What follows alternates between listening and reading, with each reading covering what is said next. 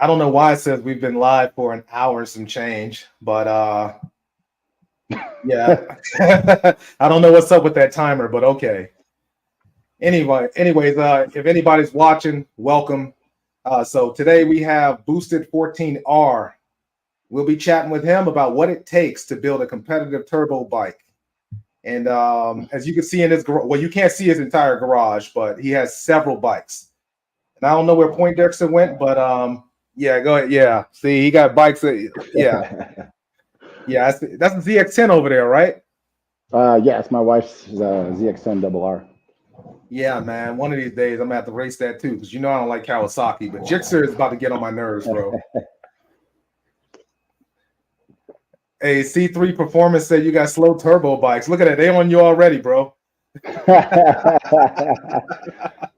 But before we get into like the nitty gritty as far as what it takes to build such a massive, nice bike like you got behind you, man, tell a little, the people about yourself a little bit, man. So, my actual name's Luke, man. I run the Boosted14R Instagram, Facebook, YouTube channel. I got into riding years ago, just riding around in clubs and things like that. And it wasn't until I bought this bike actually that I started getting into racing. Bought this and an H2 both when I was in Afghanistan in 2017 and put the turbo on it immediately. I was looking up tuners, found Chris, and then he tuned up the H2, and we are getting this ready for Texas Mile, but it wasn't ready. So that's how I met Chris and Brett. Was going to Texas Mile 2019 with the H2. So I mean, bone stock H2, just tuned, and it ran 215 after Chris tuned it. 215 in a mile. Yep, bone stock H2, first time out. Fell in love with that because you don't have to mess with cops and stuff like on the street. That's why I stick to mostly the shift sector and the mile stuff now. So, well, we're definitely going to get into some shift sector talk, but so you telling me like the H2, even though that's not like the topic of discussion, the H2 was totally stock and it went 215, or was it flash tune, filter, all of that? Well, what I mean by stock is like it was stock supercharger gears, stock motor. I had the aluminum stacks from Bear Racing in it. It was flashed and tuned with a DNA filter. And I want to say when I did the mile is extended. But overall, like it is a stock bike. I picked it up for a steal at like 23,000 and tuned it up, put the Brocs and stuff on it, and we went and ran the mile with it. And then I held onto that bike until probably 2020 is when I got rid of it. Yeah, which is crazy though, because I can remember we were like H2 buddies for a while, and then you just got rid of it.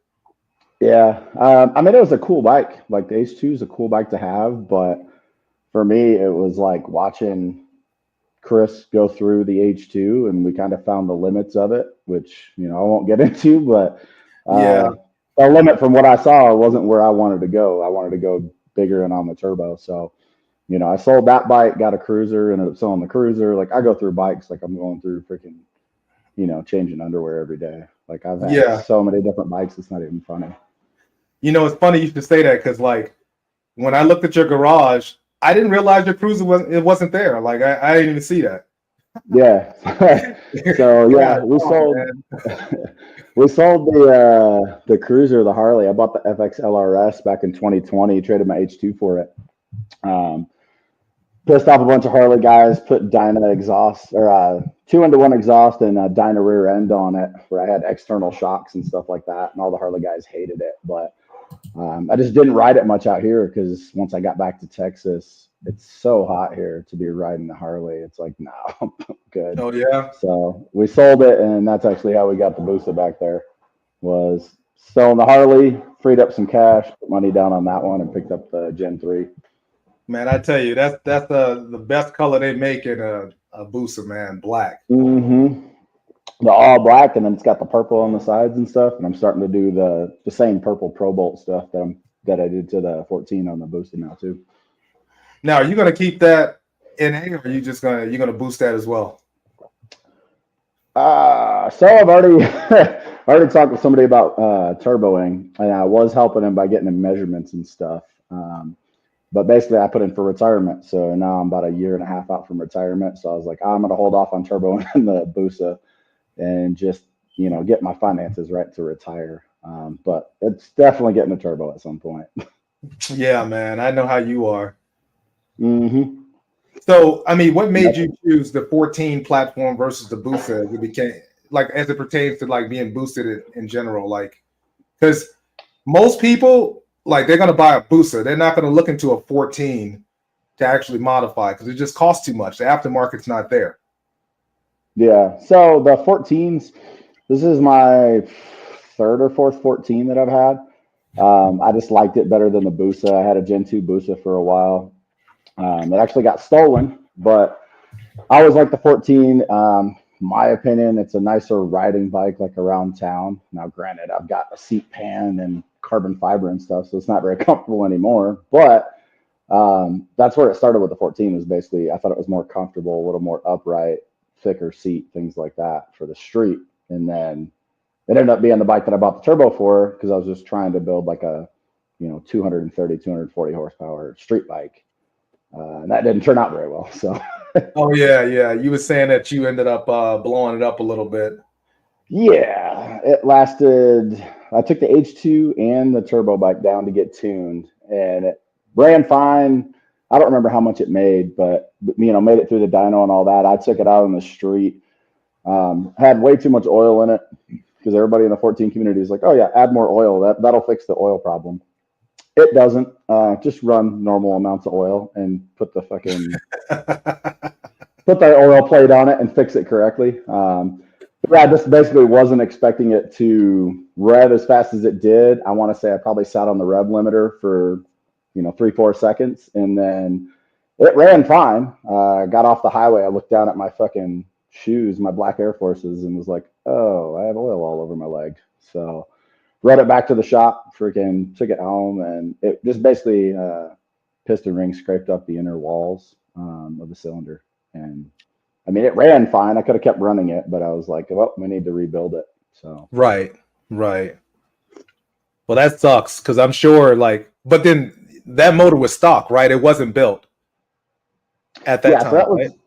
that was the bone stock motor. Like that didn't have even the oil mod or anything done. It was literally like bolt the turbo on, and I'm not necessarily a mechanic, so like I bolted the turbo on, put in the starter map on the stock ECU, put the map from RCC into the power commander, and like I rode it to the gas station, and Chris was like, "Hey, before I tune it, don't get under boost. You can ride it around, fill it up with gas or whatever, but don't get into boost." And then by the time I got it out to Chris, we looked at it. It wasn't building boost, and like I made a noob mistake of not sealing my exhaust side off. So basically, it wasn't going to build any boost because everything was just coming out the exhaust pipe. It wasn't sealed up. So like every time I bring something to Chris, he's like, "What the?" And he fixes something that I've neglected to do. I know a lot about bikes, but everything is a learning experience with me. Like today I went and did a run and found out that my max ECU is set up to data log for a certain amount of time after you start. So by the time I got out to the spot, I didn't know that because it worked the other day and it got my data. But this time it timed out, so I didn't get data off any of the pull that I did today. I got the data from the ride out and then the data from the ride back. It literally just skipped Man. my pull. But yeah, like I constantly make those type of mistakes. Like I know about bikes, I know about mechanics, but I'm by no means an expert. I try to help people where I can with what I know. Right. Trial and error, right? Yeah, people will be like, "Hey, can you do this?" I'm like, "Nope, I'm not touching the motor." Like, you need a new clutch? I got you. I'll put a clutch in. But you want to start doing head and cam and stuff like, nope, I'm not getting into somebody's motor. Like, I'll install a power commander, or, I'll wire in some LEDs for you, or, you want a quick shifter or something, an exhaust, cool. But yeah, I'm not getting into motors. Like I didn't even get in the motor on this. Chris built the motor on this. He does all the tuning. I don't mess with any of the tuning. I just pull the logs, send them to him. He goes through, analyzes them, and freaking gives me updates, emails me the file back.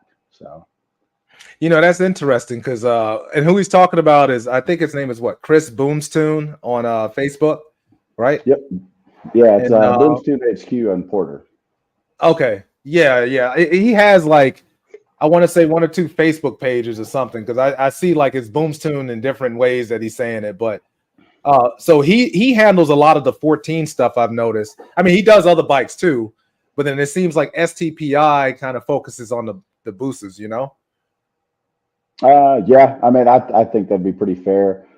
The little shops are literally right next to each other. They're both good friends of mine and good friends with each other. So, I think they both help each other out with, whatever they need.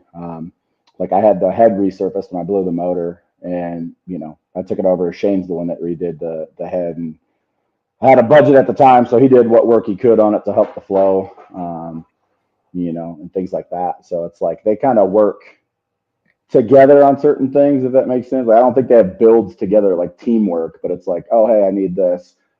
Shane's got it next door. Go buy it from Shane. Or, Right. I needed an O2 bung welded into my dump pipe on this bike.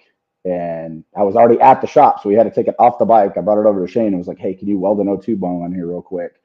And, he hooked up all his welding stuff, welded the O2 bung because the sniffer had an issue that day or something. And, so them being right next to each other is like perfect. It's a godsend for anything you need. If Chris don't have it, Shane probably does. So Right. I guess I'm about to ask you a controversial question. And by the way, welcome, Poindexter. You got your drink, back. bro. Yeah, man. You got your drink, bro. I got my drink, man. I got my drink. I'm ready, bro. Right, we're 30 minutes in, bro. Come on. All right. All right. So here's a controversial question, man. So like you see within the road race community, there's always a turbo getting their asses kicked by NA bike. And a lot of times they're not even power adder bikes. So why do you think that is? I mean, depending on the turbo, right? So different size turbo has different spooling point. So this is still stage 1 RCC turbo. So kind of a mediocre turbo, not too small, not too big. It kicks in hard, but it doesn't kick in nearly as fast as, say a larger turbo. That's going to make more top end power. So, that's kind of what I'm doing right now with this bike, is figuring out where its maximum is for me before I even worry about like switching out turbos and things. But if you have a turbo Hayabusa, it makes 600 horsepower. It's like, that's great, but that turbo has to spool. So unless you have a max ECU and you can run like a rolling anti-lag or something, like the turbo has to spool. So, an NA bike's going to get the hit and go. Like I raced a Nitrous Gixxer 1000, and for the first 400 feet, he pulled on me. But as soon as the turbo spooled, I put bus links on him before the half. Oh, okay. So that video is up on my page. But yeah, I mean, on the street, it depends. Like, here in El Paso, everybody's into the 60 to 130, and it's like 60 to 130 is like one shit. That's not even me. Like, I don't have time to turn the ramp on. I just shifted one gear, and now it's over. So it's like, for me, if you're racing 60 to 130 or 40 to 130 or whatever, like the turbo bike, it just takes longer to get there. My 60 to 130 on this bike, I don't actually know. It's probably pretty slow, but to give you an idea, it shifts into 6th gear at 220 miles an hour. So like it's 5th gear is 220. And then 6th gear today, I ran 238. Shifting into 6. Yeah, so I actually found that out yesterday. I had a boost leak issue, or 2 days ago, excuse me. I had a boost leak issue. Bike did not shift into 6th. And I basically I ran a 220 and was pretty upset. I was like, it's got to do better than that, for what it is. And sent the data log to Chris, and he's like, yeah, you never hit the shift point, which tells me that we only hit, 4 or 5 PSI below target. It wasn't making the right power, so it never shifted into 6, and I ran 220. So that's how I know, like, 5th gear is 220. Now, could you make that up with changing the gearing at all, or does that just primarily goes off power? I guess, what do you mean? Like, could it accelerate faster? Right. Like, so if you change your gearing, would you be able to get into sixth gear faster? I mean, yeah, but like right now, that's geared for like 250, because that's my goal is to go 250. Where? Where you trying to go? Anywhere that's 1 mile long. 250 is the goal at Texas Mile, right? So Okay. everybody sees Brett's bike, the truth. That Right. bike is Right. insanely fast. I'm never probably going to be able to get a 14 to that level, but that's what I'm shooting for. You know what I'm saying? Like, I'm shooting for that bike that people don't want to race. They back out of because it goes 230 Hey, plus and a half, 260 plus in a mile. It's just going to take a ton of time. Like, that bike wasn't built overnight. And, right. Right. I've got a little less finances being in the military than someone who has their own business where, they can take on extra work or work overtime. Like, I was just gone Right. for a month and I didn't get a dime more than my normal paycheck. Yeah, we know. So, Thank you for your service, by the way. Yeah. thank you for yours too, man. Hey, I tell you, man. So what is your half mile time then? Mile per hour Time, wise, like I mile would per say, hour wise, like what is it? so mile per hour, I've run 207. That was the last time I ran in Hondo. Um, I basically got two passes. I did a shakedown where I didn't hit any kind of boost ramps or anything. I ran like 198, kind of going easy on it just to see where the tune was, see how the bike was running, feel the track out, the airport in Hondo. And then I made one pass, went 207 against that nitrous Gixxer and blew up my radiator. So, Ooh. Blew up the yeah. radiator.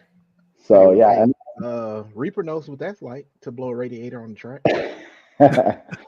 100%. So, like, I've learned my lesson. I tried to get another guy there with a 14. He was having issues, and I was like, "I'll buy your radiator off you right now." I was like, "Just name your price, as long as it's not, insane. I'm not going to pay you $3,000 for a radiator."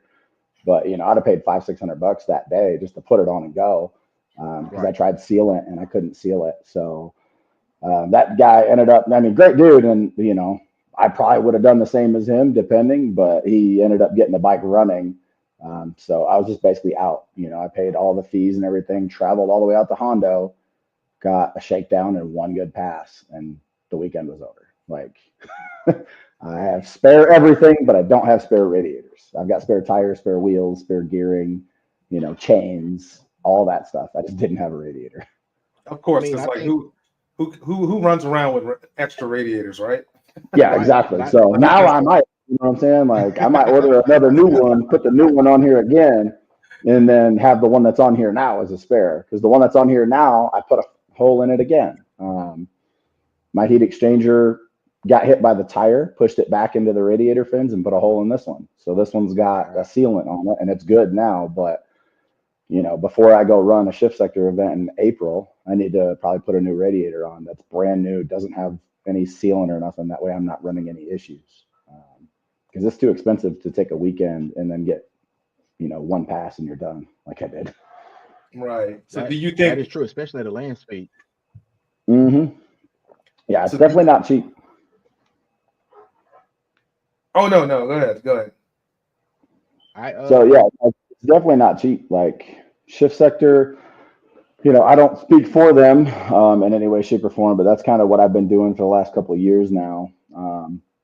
It's half mile side by side, but you go for one day, I want to say it's $300, and then if you go for 2 days, it's $550. So you get a little discount on day two by like $50. And then Jason, the organizer, the guy who runs it, is awesome. He'll work with you with whatever you got going on. There are no refunds, but like I missed out on Abilene because the bike wasn't ready. Again, something stupid I did. I crimped a wire with the wrong crimper, and Chris was chasing down gremlins on my bike the day before Abilene started. So again, something stupid, like I said, that I did where I crimped a wire wrong. It was shorting out, so I couldn't build boost. But we missed Abilene. Like I paid for Abilene last October and didn't get to go.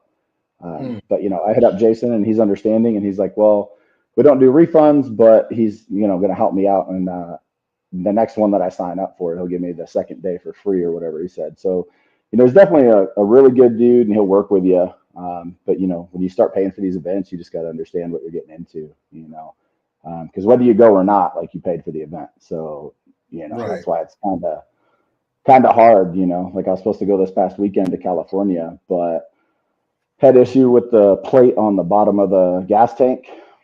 Had a dude locally weld up some fittings onto the aluminum plate, and he welded them in backwards. So gave it back to my buddy, and that dude made me a stainless steel plate and welded them on the right way this time. But you know, that slowed me down by a whole day. I couldn't do any kind of test hits or nothing. So like I ended up not going to California this weekend because of that stuff. And then like the wind Saturday was 40 miles an hour out there. Bro, yeah. And I was just like, you know, either rain, shine, wind, whatever it is, they're racing. Like there is no weather call. There's no pushing it off a day. Like, you know, if it's windy, there's a crosswind, you're racing, you know, and it's up to you if you want to go make passes, you know, with your bike, or whether you're going to go make a shakedown and only run like 190, 200, and you're not trying to push it. You got beat by some type of this C3 performance guy. Yeah. What is he talking about? Missed Abilene and got gapped by a. Oh, yeah, this guy. So C3 is actually fucking, yeah, it's a buddy of mine out there, right? So what happened was I did get gapped by a Nitrous 14, his Nitrous 14, out there in Mexico where Chris's shop is.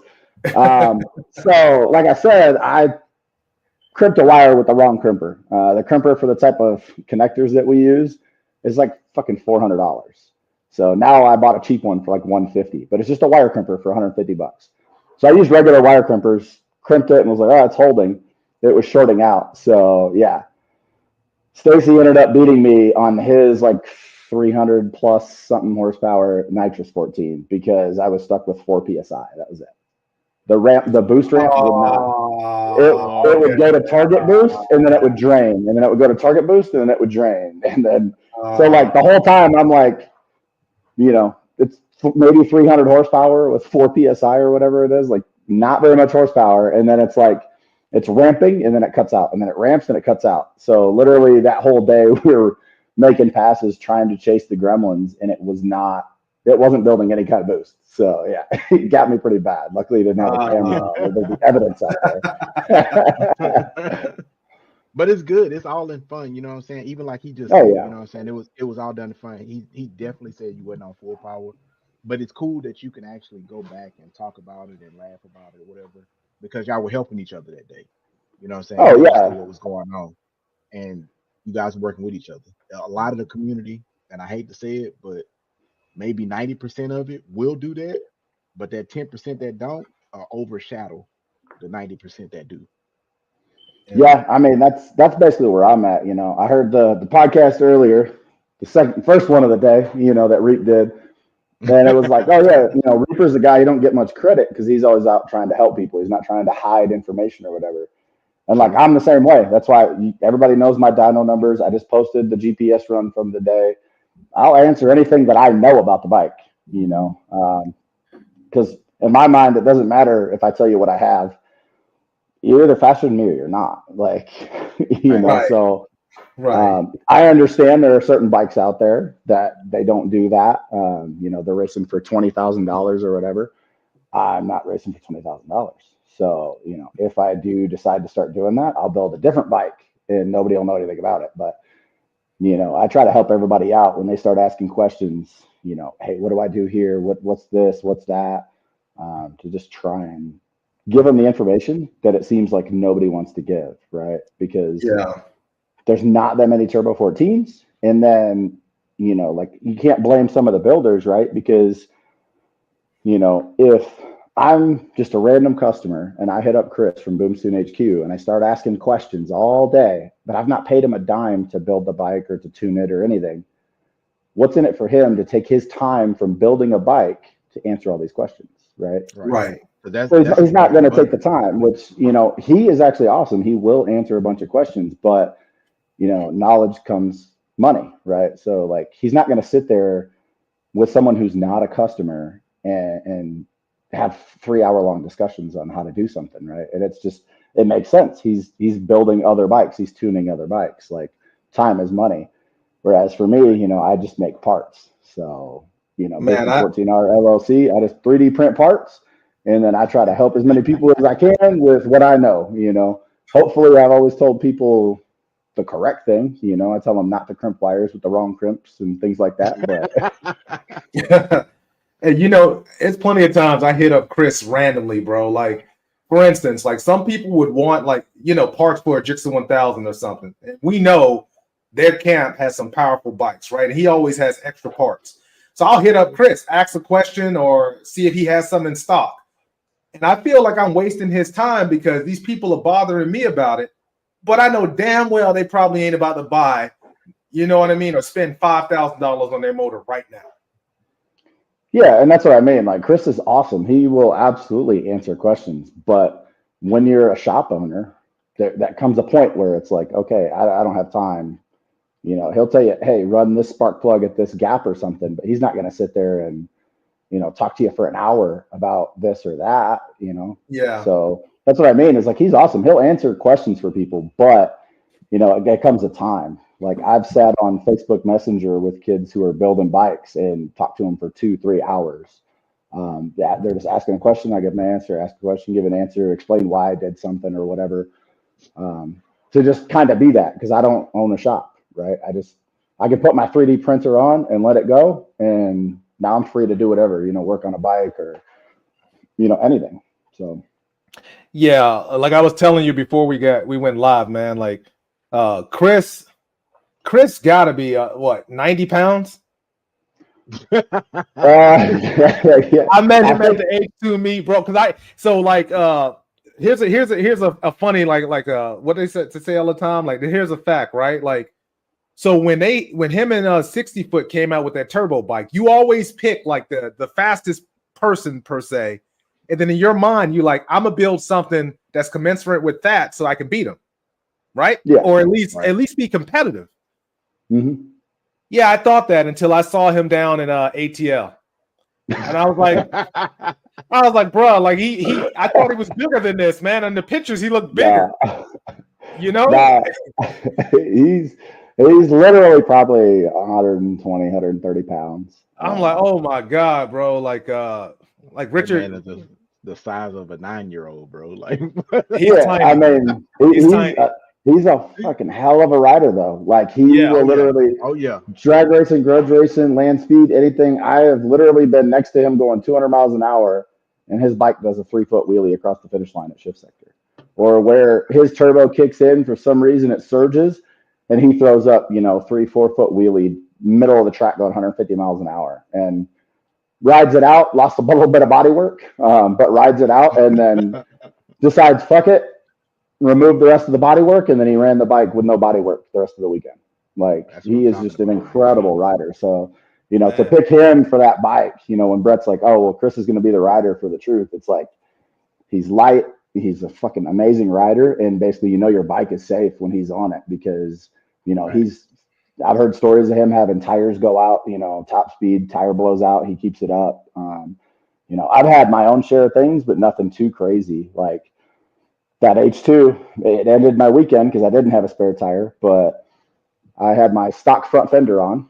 I was like, hey, the other H2 was no longer in the competition. We went through some stuff with it, and I stole the fender off of Chris's H2. It was just a generic Hayabusa Gen 2 fender or whatever. I bolted up on the H2. It didn't have enough gap, so we had already messed up some H2s that weekend, and I took off on was actually my last run because I messed the tire up.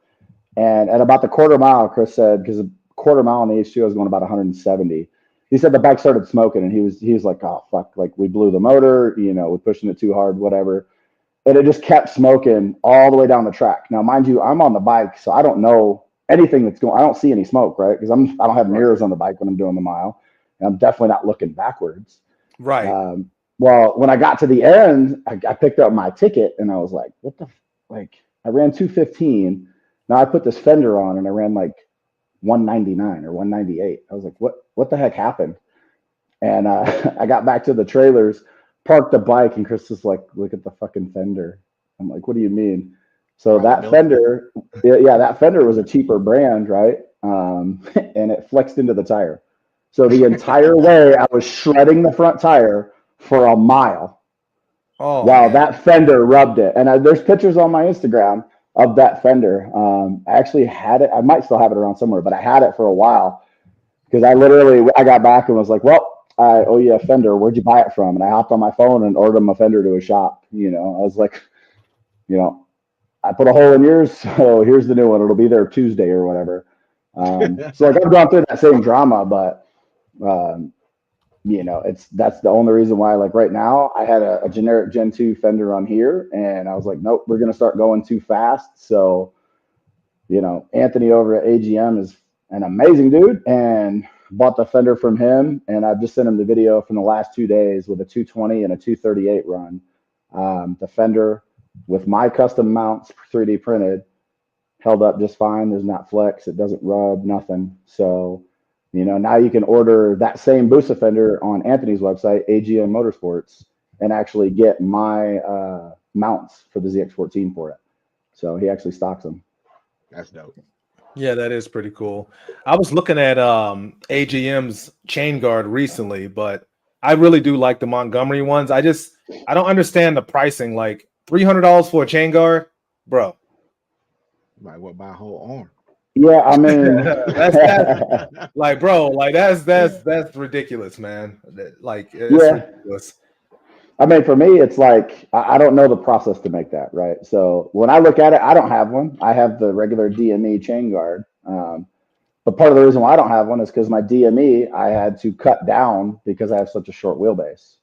It actually hit the subframe for a little while, my AGM subframe. So I had to cut it down. And when I look at Anthony's carbon fiber one, the only reason I don't have it is because I'm like, well, where am I going to cut it? And how is it going to look after I cut it?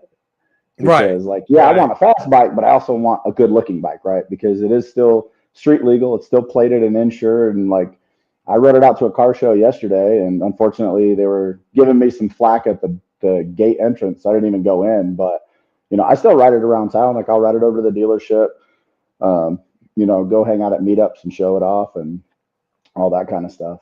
But yeah, I couldn't tell you the pricing on it because I don't know, you know, what he does to make it. I don't know if it's harder to make than you know, another one because the mold is more intricate or something. I don't know, you know.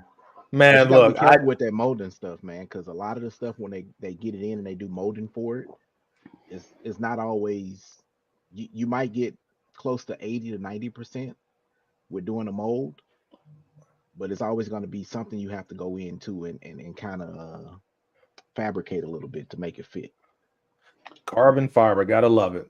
Yeah. So 100%. I will say this: I've had Moto Composites, I've had Montgomery. Actually, these are Montgomery headlights, and I like the Montgomerys because the Montgomerys have a projector headlight, whereas Anthony's AGM ones for now have like little LEDs. Stacy's got those on his bike, but you know, I got these a long time ago before I really started talking with Anthony for the AGM stuff.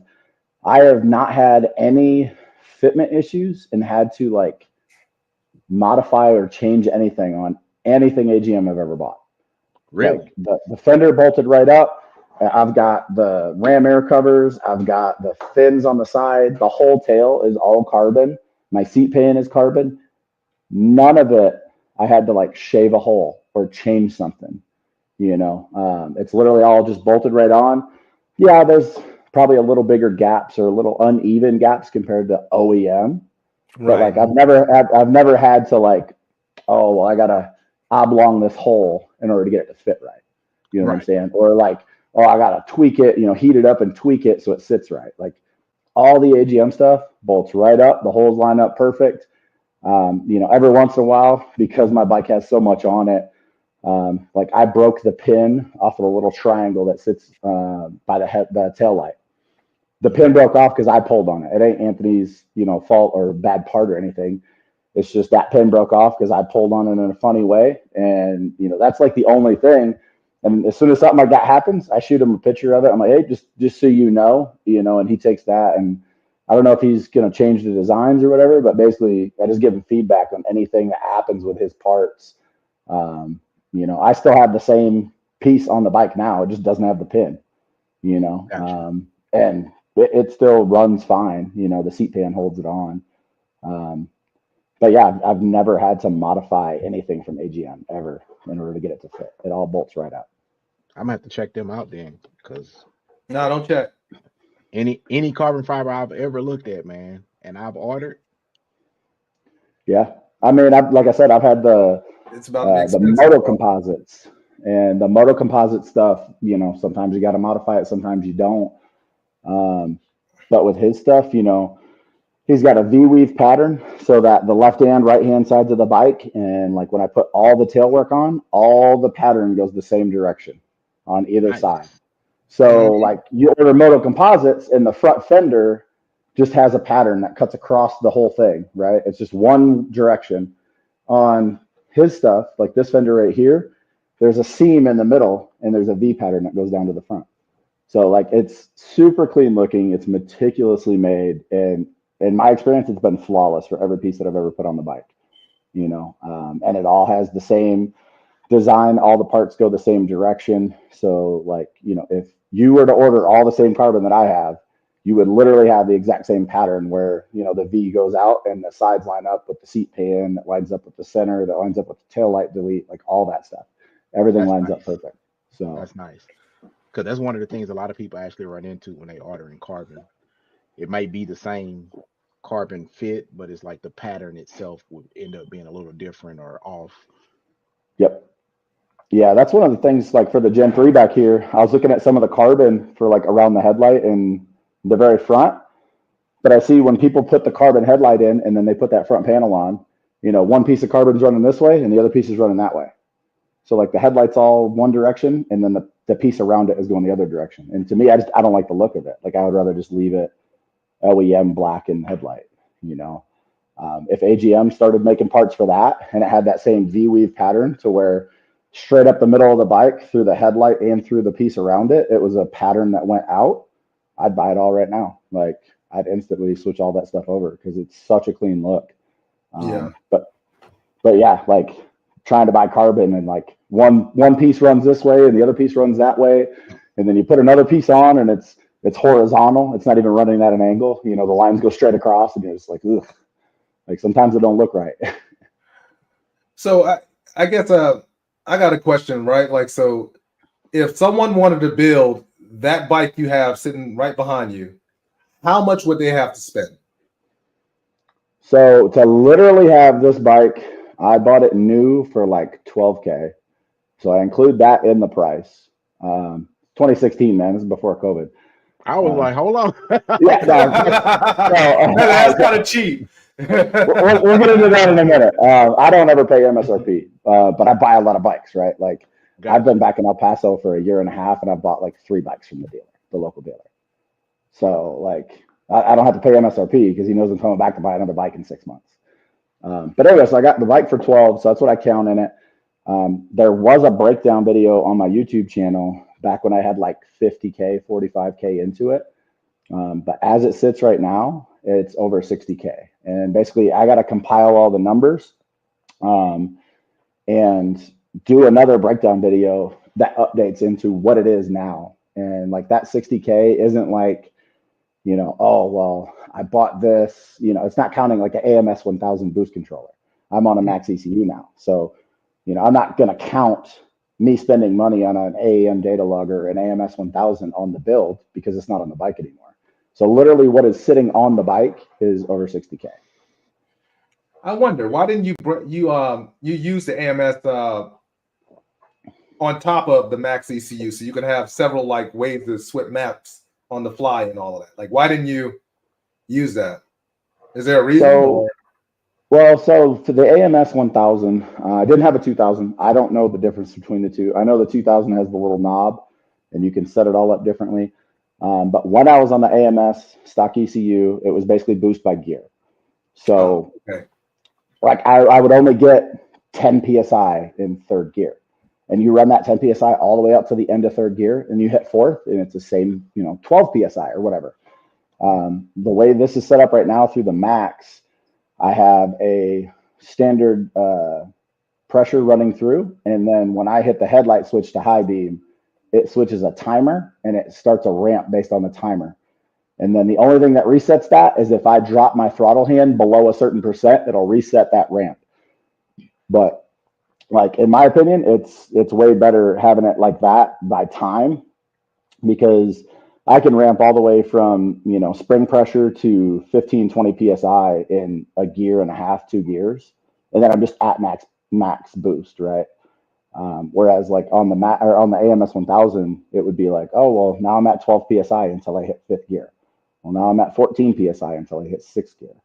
This is just like you can control the ramp. So when I throw that switch, it starts ramping. And as long as I can adjust that ramp, you know, which Chris would end up doing if I had issues wheeling or anything like that, you can make the ramp shorter, make the ramp longer to try and fight those wheelies. But right now, like I went out and did my test hit and went 238 and it was solid, planted to the ground. Now I just got to work on getting it, you know, snapped. Like we were talking the other day on your podcast, snapping to 100% throttle rather than rolling into it. But it's just so sketchy on a turbo bike when you're in first gear to just be like, and you know, and you're in first gear. Yeah. So it's sketchy. Like the gearing is super tall, but it'll still come up on you. You know, I had it running 300 horsepower and I took it out to a drag strip in Washington with snail speed. I don't know if you guys are talking about it the other day, right? Yeah. So Skip, they don't have no racing out there. So we went out to a drag strip and it was 60-inch bike. I left it on low boost pump map. And if I would pin it in second, the bike just came up and I'd have to chop it to get it to set back down, you know. And now with the max, you know, I'm getting it to 100 and first, it shifts into second and I'm already pinned. I can hit the ramp and it's just planted and goes, you know. So I think the way the boost is set up through the max right now is way better than an AMS 1000. And I don't know, you might be able to wire in an AMS 1000 to do that. It's just not how mine was set up, you know. Well, no. So I initially had an AMS 1000 for my turbo build, but I ended up selling that and then going to the AMS 2000. And it's really for that very reason, just because I wanted the ability to just, you know what I mean, switch with the little knob. The knob is cool. I want to be able to switch those maps on the fly like that. So yeah. So I mean, that would be cool, but like for me, you know, if I'm just rolling around, the bike it used to be pump and C85. Now it only runs C85. I didn't even pay to have Chris tune it on pump gas because I'm like, I don't need it. But yeah, basically the bike's always on C85. And then if I just want like low boost, 300 horsepower, I just don't hit my ramp. Right. And then, you know, if I want to race like, oh shit, GTR is pulling on me, high beams on. Now I'm ramping up, you know, I'm going from 5, 6, 7, whatever PSI up to 20, you know, so it's kind of like, it's like having like you're saying, flip it on the fly. It's just, you know, if I don't need it, I can just stay on wastegate pressure and it makes, you know, however much horsepower. Or if, you know, I do need it, flip the high beam on, ramp goes, and then the bike is just gone. So you think that right now, the way your bike sits, if you was to sit beside an NA bike with like nitrous, like that same guy, C3 Performance, what do you think would happen now? Would you beat him? So he actually was out this weekend. I wanted to go out there. It would all depend, in my opinion, on how well his bike is running. He only sprayed once this weekend from what I'm tracking. I would definitely out mile per hour him. But now when we're talking ET, right? So shift sector is a standing start where you're stopped. I'm sure if we had enough people, like we were talking to get people in a bracket, you know, we could set it up and have like a little roll in and then be at the line at 40 lined up and then go to do a roll race. I'm sure Jason would allow us to do that. We just have to talk to him and find out, you know. But from a dead stop, it just depends on who takes off, right? Because if he gets out on me far enough and then he sprays, I might not catch him. But the mile per hour at the end, he might be going 205 and I'm going 210, you know. So definitely out mile per hour him, which is how the contest is judged in SIF sector, is mile per hour. But like I think he has the ability to out ET me based on how slowly I roll in. Because yeah, like land speed, I've got videos up me going against Chris because, you know, I just race against him you know, he knows I'm a good rider. I know he's a good rider. I don't have to worry about nothing coming into my lane. And, you know, I would just slow roll out, get set on, you know, get my body position set. And then once I'm set, I'm into the throttle. Whereas like if I'm going to try and beat Stacy here, I'm going to have to take off like a bat out of hell off the line and go, you know, which is just not how I'm used to doing it. So, but yeah, I mean, that's something that I definitely want to do though is, you know, a few times now, Chris has tried to get enough bikes out to do an event.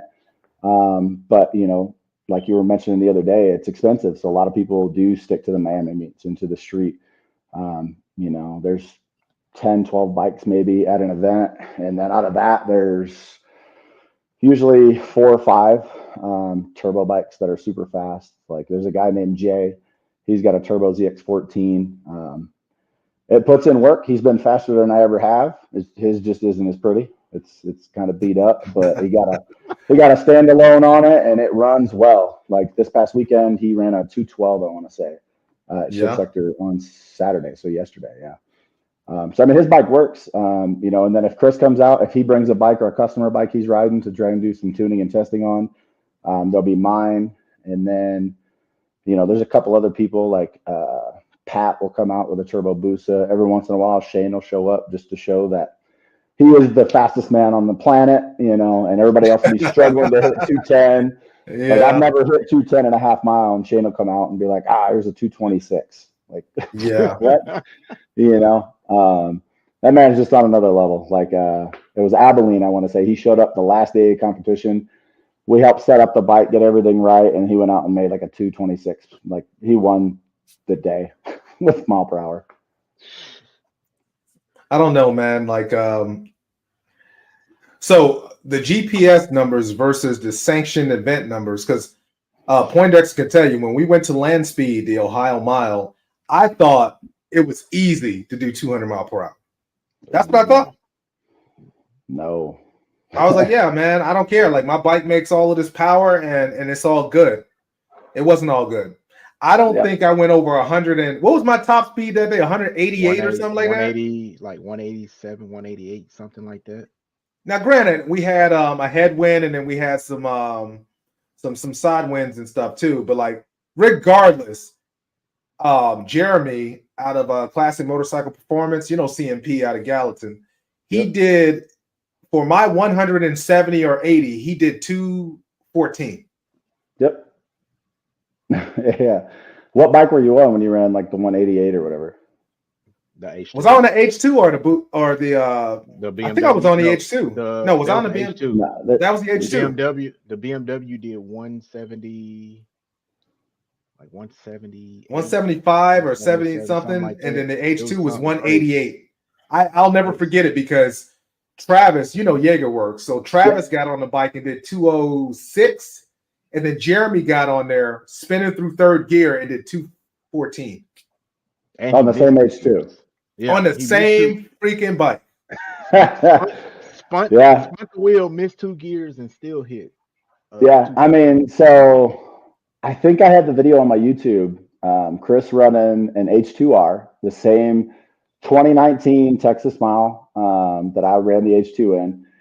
And you can tell the horsepower difference. He literally takes off, and all you hear is him spin the tire first to sixth gear and run a half a mile in like 220 something. And it's just crazy. And then mine, you know, is out there and you could hear it. It sounds good. And then I go 215, right, in a mile. Now, granted, that's going from a fully built motor H2R to a bone stock H2 and, you know, 130-pound rider and 220-pound rider. But yeah, I mean, that's why I have that video up. Poor guy, I don't know who that nitrous jixer was.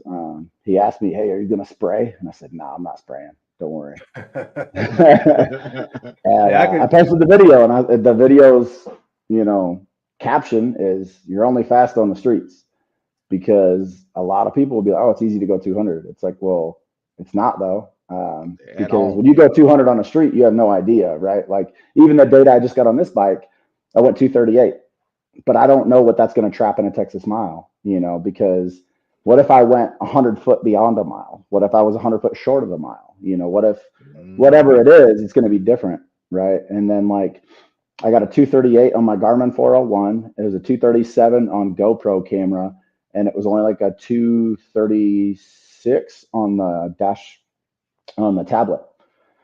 So 3 different GPS speeds, all for the same run, right? So, you know, GPS is accurate. It's definitely better than changing the sprocket and going off of a stock speedo. But yeah, running over 200 at an actual event is definitely more painful, I think, for people than what they'd want to admit. I think when I see guys always saying that they're doing 200 plus whatever in the streets, I'm just like, man, I just don't know, because I know how hard it was for me. I didn't break 200 yet, you know. Yeah. So, and for guys like our size, you know, actual men, you know, guys that size as men, bro, like that's hard to beat. You know what I mean? You know how much power? Oh, well, yes, you do. How much power it takes to get us that 200 mile per hour? Oh yeah. My H2 went 215 in the mile, and it made like 260 ish to the wheel. You know, and I was probably 220 back then. I've been basically the same weight for a decade. But yeah, it's crazy. Like I'm not gonna name names, but there's people out there that I follow, and they're like, "Oh, top speed run, stock motor, this bike, I went 215," and it's like, yeah, in 3 miles. It's like nobody's racing you for 3 miles, bro. It doesn't like I can hold this wide open for 3 miles and be like, oh, I ran a 267. But it doesn't matter if it took me the last 2 miles to go above 250. Like, so, you know, to me, it's what you can do in an actual measured event, right? Like, Yeah. I went 238, but if I go to a Texas mile, then we'll find out what it really runs, right? Because that's proof. I get a slip that says, hey, I did it. And then they print me a certificate saying, hey, that's your name, that's your bike, and you did it on this day. You know, but yeah, I think a lot of the street guys, I think they'd have a lot of fun at Shift Sector, but I think some of them will find it painful. Like I don't know if Stacy broke 200 on that nitrous ZX14. You know, I don't think he did, but you know, maybe he did. But yeah, you find out real quick how hard it is to go 200 when it's actually at an event and you have to do it, you know, from a dead stop to a half a mile. You know. Yeah. I think it's crazy, like, because I think for me it would be like, so I've gone 190 miles per hour in the street, but then I get to Shift Sector and it's like, yeah, bro, you only went 130. I'd be mad. Yeah, I'd be mad. I was mad. P, remember that? I was mad at land speed. So angry. I'm like, how the hell? You know how much this H2 costs, bro? And I can't get over 200. I knew I was out of my league. I knew I was out of my league when I got out of the truck. We download the trailer. This guy comes over and he's like, hey man, are you busy? And I'm like, no, I'm not busy. What's going on? He's like, I could really use some help. This old dude walks me over to a Harley with a turbo the size of something off of a diesel truck. I'm like, dude, what are you doing? Like, he's going 200 is what he's doing. I don't think that Harley broke 200, did he? No, probably not. No. It went one. It went faster, but it didn't go 200. It went like 191 or 192 or something like that. That is flying for a Harley, though. Right, and then he had like 2 or 3 other things that happened to it, and he's back. Like every run, he was back on the side with the bike like jacked up, ready to do some work on it. And I'm just like, at this point, dude, like it's not worth it. Like, yeah, I don't even think his first half mile was on on 2 wheels, bro. Nah, like he was. I was like, I mean, that bike was just. I mean, it was all over the place the whole time. I'll never forget that dude, man. I called him Super Dave Osborne the whole time we were there, man. Yeah, now turbo with them Harleys. Yeah, turbo with them Harleys, man. They get a lot of torque. You know that I've seen a couple of the turbo Harleys, and it's like, oh, it makes 250 horsepower, but then it has like 200 foot-pounds of torque. Yeah. So yeah, just. Turbo on the V twin, it just doesn't. In my opinion, it'd take a lot to go 200, especially when you have no aerodynamics. You're sitting on a cruiser. It's a heavy bike, and you know you're running a V twin, so it's going to make power differently. You're going to have a ton of torque, like you guys were saying. He's wheeling the whole way. That's because he's got probably more torque than this bike does, and he's on a Harley. You know what I'm saying? So, yeah. In that class, you ain't dropping no weight. All you doing is adding. Yeah. Oh, yeah. Steel frame, big old heavy motor. Like Yeah. my lowrider S was like 700 pounds, and it was pretty light, but it was heavy as hell. You know. I guess I got a question about your brake setup, because I know you got the Behringer stuff on there. So is it worth it, man? Is that the baller option too? So yeah, the Behringers, I think it's worth it. I had one rotor Brembo because the SE model came with the Brembos as the first year, and it wasn't as responsive with just the one on the front. So I switched over for Abilene. I had Chris order them. He brought them to Abilene. I installed them, bled them, did everything right there at the side of the track. And like this setup is money now. Like I don't feel any kind of like sketched out because I only have one brake. You know, my rear brake is a lightened rotor, so like it's usable. It's steel, but it doesn't slow the bike down. So like that's my only lifeline.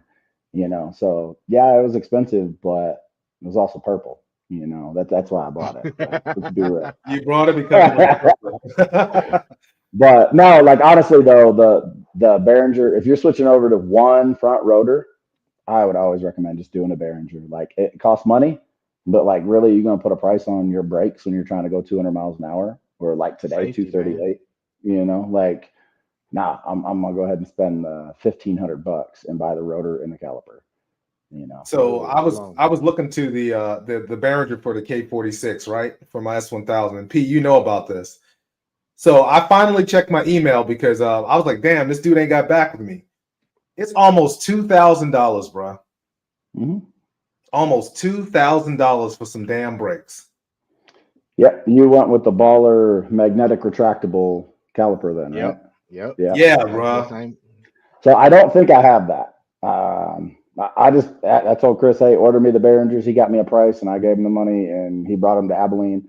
I don't think I have that option, but like the rotor is like $700 for one.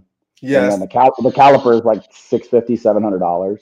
Mm-hmm. The baller option is an additional $400 on top of that. Yeah. So you're talking what, $1,400, and then the baller option $1,800. Like, yeah, it's expensive. Yeah. But yeah, and that's like just the rotor and the caliper, bro. Like that's not even the master. I got the vortex on here. And that's and brother, that's just by one. That ain't two. Yeah. The masters are like another $650. Oh my god, bro! Like that's expensive. So that's times two. What is that? $3,000 to $4,000 on brakes? No, easy, yeah. Pretty much. I mean, you got to figure if it was $1,800 for one side, now you're talking 36 plus another 13.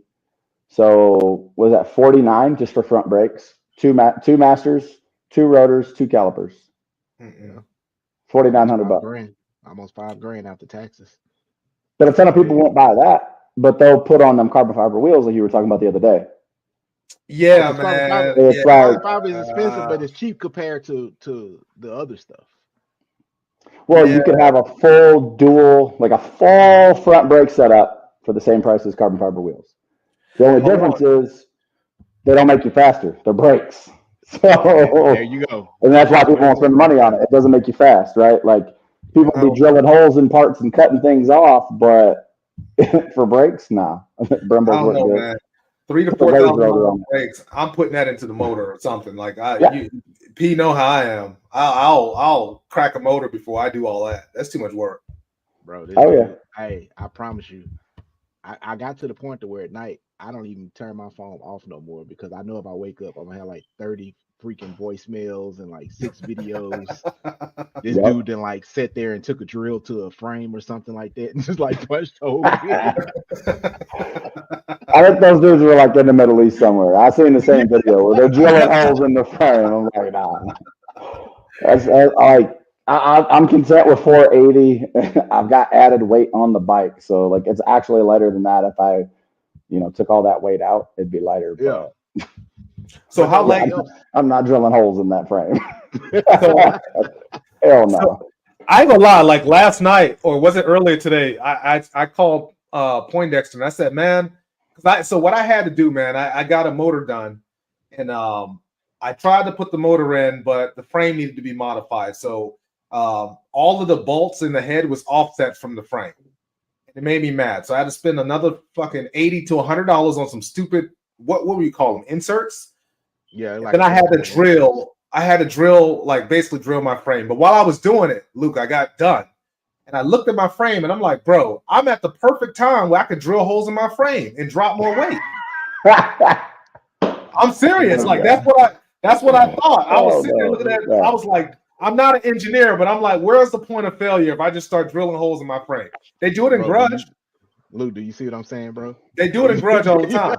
They do, but they also blow the motor every pass in Grudge sometimes. Yeah, that's why I can't be no Grudge racer. And when I learn how to build motors, then I can Grudge race. Because I can't afford to be paying somebody to rebuild my motor because I blew it. You know, like Chris literally has a picture up where they're like, "Oh yes, look at how happy you are." The bike was rolling back, and he's like, "It must have not have blown up." He's like, "No, it was probably blown up, but it was fun." I was like, "Jesus." Yeah, man. When you can build your own stuff, that's the difference, bro. Yeah, if all I got to do is buy parts, I got to buy some new bearings or whatever, and I know how to rebuild a motor, maybe I could get into Grudge. But until then, like, I can't be paying nobody, you know, rebuild money after every pass or every day of racing. Like, nah. Yeah. That's too much money. Dude, after I seen a couple of like legit Grudge races, like the big boys, the ones that really run that power, I'm like, ain't no way. Yeah. There's no way. Them boys not even they don't even have a start button on their bike, bro. They got the guys coming up at the line and hitting theirs. Starting it like that. And I'm like, hold on, bro. What is he doing? Like, hey, but you know what? The street jump start at the line. Bro, the street is gonna turn into that. Watch. The way this road racing thing is happening, man, I'm telling you. Luke, I know you see it down in Texas. Like, oh yeah. He said it. People are like, they're stripping the hell out of their bikes, but like, okay, I'm gonna get back to those wheels though. So you're telling me that you would rather have the core motos than carbon fiber? Is that what you're saying, Luke? Yeah, 1,000%. I completely agree. 1,000%. So carbon fiber look real cool, but you talked about it the other day. They have an expiration date, right? So I'm not trying to buy $5,000 wheels every 5-6 years, whenever they expire, right? And then, I mean, I guess they make them in purple now. You know what I'm saying? But like, I like the core. They're super light. Like, I don't think I've never had carbon fiber wheels, but I don't think you save that much weight from a core moto to a carbon fiber. So if you look up the weights between the two, I don't think there's that much of a difference. It's not. I measured mine when I first got mine versus a set of core moto wheels, and I want to say, believe it or not, the front was lighter than the core moto wheel, but the rear was actually heavier than the core moto wheel. So overall, it averaged out. I still was like maybe 3.5 pounds lighter overall. But look at the price; it's like half the price. Oh yeah, core motos are like what, $3,200 or something. Not even that anymore. For a set. Like they're like $2,500 what they've been running. Well, I mean, they've been doing sales, but they're like $2,500. Yeah, now I mean, I'd rather have core. Like, so I've been buying Luke that owns core. I've been buying his bike parts since it was A1A Sport Bike. I don't even know if Luke owned the company back then. But that came from my days of like, oh, my bike's got to look cool. I'm in this club and buying all sorts of stuff off of A1A. And then it switched over to Core Moto. And then, you know, buying brake lines and things like that because you can get the colors that match your bike. And then I got these wheels. These are actually the V-Tracks, the old V-Tracks from Carazaria. And now I want to say the Apex 6s that he actually designed, Luke designed, are lighter than these, I want to say. Like these aren't even these are the old school V-Tracks, and it's just I like the look of them, and I bought them, you know, before Luke made the Apex 6. So like that bike back there is going to get the purple Apex 6s on it. Like I'm not buying the carbon fiber wheels. It's just I trust the billet aluminum. I think they look better, and I don't think there's that much of a weight difference. Well, I tell you, man, when you're ready for some core motos, hit me up, bro. I got you. Well, I appreciate it. I'm actually trying to do the same thing. I got to go buy or go file for my resellers so I can start doing what you're doing and help all the people I know out. You know, I ain't doing it. I ain't helping nobody. yeah. Don't. No, I'm not. I just no.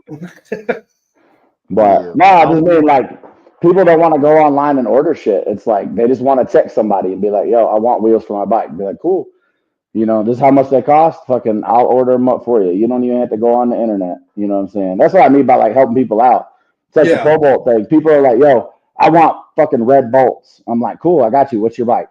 Like they don't want to go on a website and try and decipher, you know, what exact fuck bike is on the drop down. Like if you've ever gone on Pro Bolts, Pro Hold on. Bolt is not easy to do. You a Pro Bowl dealer? Yeah. Oh boy. Well, hold on, man. Now you know damn well. Oh, Now hold on, man. Now you know here damn we well. go. No. Now he knows. Here we You know go. how much money I've spent on stupid Pro Bowl? Yeah, a lot. I do know. Oh my God, man. But Here we yeah, go. like it's literally like I want to get the dealership accounts for my LLC so that people are just like, hey, it's like what Chris does. Chris is awesome at it too. Hey, I want these Q5s. And all I got to do is send Chris the money and the Q5 show up the next day. I don't have to go on the internet, look for them. I have to check for sizes. I'm not worried about availability. I just give Chris Caden the money. He sends the tires, you know. And that's basically what I want to be able to do for people. And I'm trying to get Brox and Core and all that for the business so that when someone's like, yo, I like your purple wheels, I want them. Okay, well, what's your bike? I'll order them right now, you know. And then I make a little money for my business and they don't have to go on the internet and try and figure out, well, do I want this or do I want that option? It's like, no, you text me what you want. I'll tell you the price and they'll come to your house in a few days. All right. Well, Convenience. since you're already a dealer, I'm not going to do the work then. So what I'll hit you up. No, for real, because like I don't. Hey, it doesn't bother me. I'll look through all the microfishes and you know what I mean. But since I know you, hey man, I'll hit you offline. You know. Oh, by the way, let me advertise for you. Hey, so if y'all want some Pro Ball, hit my man up. Hit up Luke. Hit up Luke. Yeah, I definitely need it, man, because I need more bolts actually. So if you just order the kits, it's super easy. This bike, I was going through the microfiche, measure. I pull a bolt out, measure it, go find it, order it. M8 by 50 by 125. Yeah, like that's the aggravating part of it. But I'll tell you, I got a whole spreadsheet. A whole spreadsheet. Oh, do you? Do you? What bolts are on mine? So, for me, I'm trying to with my bikes, because the turbo bike, I'm not certain how much titanium I'm going to put on that. Primarily, it's the NA bike that I'm focusing on. But even with the NA bike, it's kind of like, in my mind, this is going to make sense. I know this is probably stupid, but it's almost like I'm saying the bottom of the bike is steel. And as I get higher up, everything is titanium. So that way I can, in a way, keep all of that weight centrally located at the bottom, the center of gravity low. So I don't have to do what you did and put 60 pounds of lead on my bike. I mean, I'm not doing that. You might have to do 120. I'm saying like. Oh yeah. And look, I'll. When you start looking at, and we had this conversation. When you start looking at certain powers, like when you start getting into the real big boy power. And you still want to do this lightweight everything. I want lightweight. You got to realize they come at a disadvantage at some point. You know what I'm saying? It's fine to have a 300-pound bike when you only making low 200s. You know what I'm saying? And you out here trying to run people. Yeah, that's fun. But you're making high, low 400s, high 400, 500 horsepower. Don't come out there with a 300-pound bike. You're gonna look like a cartoon. You're gonna be flipping all over the place, man. Like, it ain't no fun at that point. Every time you hit that throttle, you're gonna be trying to push the front end down. Man, I don't know. I mean, Luke's bike is relatively light for what it is. So I mean, but you see Luke. I don't know. Too. Yeah. I mean, just like you, I weigh over 200 pounds, and then. The bike's light because it's a standalone. So the only wires on there are wires that are required, right? I don't have a heavy harness like some people. They strip your bike down. You're putting titanium, spending thousands of dollars on titanium, and you got 3 pounds of copper wire that's not hooked up to random stuff You know what I'm saying? Yeah. So like, wonder who that is. yeah, exactly. So I don't know who there that are is. people It ain't that me. go through all that stuff, but Hey, like, you ain't talking to me. I know you ain't I talking to me. doing I ain't do that. Because This man know, handed me a handful of TI bolts today when I was standing there, bro. yeah, he handed you $500 worth of TI bolts because them things are expensive. He's like, yo, P, that, hold these. I'm like, what is this? that's $1,000 is what that is. You get a little palm full of titanium bolts. It's $1,000. yeah, Like, it's you can do definitely this too. heavy, I was man. like, nah, I'm good. I'm good. It's Yeah, definitely expensive. I was looking at just the titanium bolts because I tried to use aluminum, and I think that's why I had boost leaks. Is the aluminum probably stretching or whatever? I couldn't tighten it. Went back to the steel, but I'm looking at just the bolts. So 6 bolts to bolt the top plates, and then 6 bolts for the ram air, the intakes on the frame, and then the filter block off. Just those bolts in titanium is probably $150, $200 for like 12 bolts. Yeah. Like 6 millimeter little bolts, not even big ones. You know, you start getting into the bigger stuff, like the bolts that are on the caliper here. Those were $15 a piece or something, or $12 a piece, because they're purple, so that costs more. They're race drilled, so I don't have to drill it. That costs more, you know. And then it's an M10 by like 50, which is a big bolt. So like, yeah, it's expensive. It's definitely not cheap to go titanium. It's much cheaper to cut that harness up. So I don't blame people that do it, but like, yeah, this bike, I don't have any extra wire. Like, there's nothing extra. There's nothing on the bike that it's not required to do what it does. Gotcha. You know what I mean? Like there's, I don't even, on the opposite side, I don't even have the adapter to put the rotor. It's just the bare wheel, you know, and like I could go all crazy and cut the tabs off to add the bolt holes in them, but then it'd be ugly. You know what I'm saying? So I could make the wheel lighter by cutting it, but then it's ugly. But like, I don't have, literally, there's not a bolt on the bike that doesn't do something, you know? Right. And I could lighten it more. Like, I have titanium bolts in places, but like, you know, I see some people with the ZX10s where they got one bolt holding the front on here. I seen that, bro. I can't do it. And it's like, I could do that, but nah, I want the bike to look good too. So I got titanium, both of them, you know, an aluminum nut on the back, because Lord knows a titanium nut for the back of that's like $4 a piece. But yeah, like just by premise of how the bike is, everything has a purpose on the bike. There is no like part on the bike that doesn't have a purpose anymore, because it's, you know, we got a max ECU, so it's got a custom harness from Boomstoon, and that harness is super light, and he uses the Tefzel wire, DTM plugs, everything. You know, so when you're talking like a lot of the stuff that the guys do to lighten those NA bikes up, because to be fast with 200 horsepower, you have to have a light bike. That's just, I don't have those issues because I don't have, there's nothing on the bike because of how much I've done to it. That's not there for a reason, you know? Right. So, but yeah, it gets expensive with titanium. Like, I'm nowhere near done with the titanium on this, but like at some point, I probably need to put a suspension on it. So I think my next thing should. Nah, it's factory. What? Look. I can zoom in. I'll shoot you a picture later. That's a factory shop. Hey, no, I'm about to. You know, I'm about to go off, right? Like what? What? He's like, I spent $15,000 on the front end alone just for road. It's not even valved. It's not sprung. It's not valved.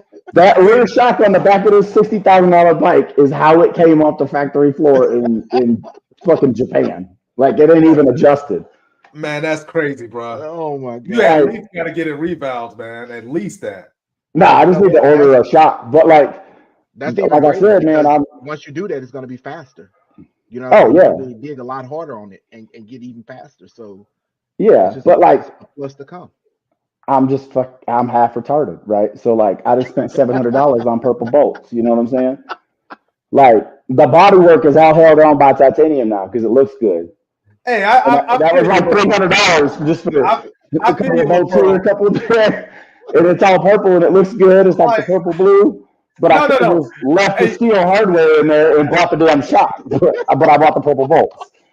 That was literally last week. I came back from the field and I bought $560 worth of purple bolts.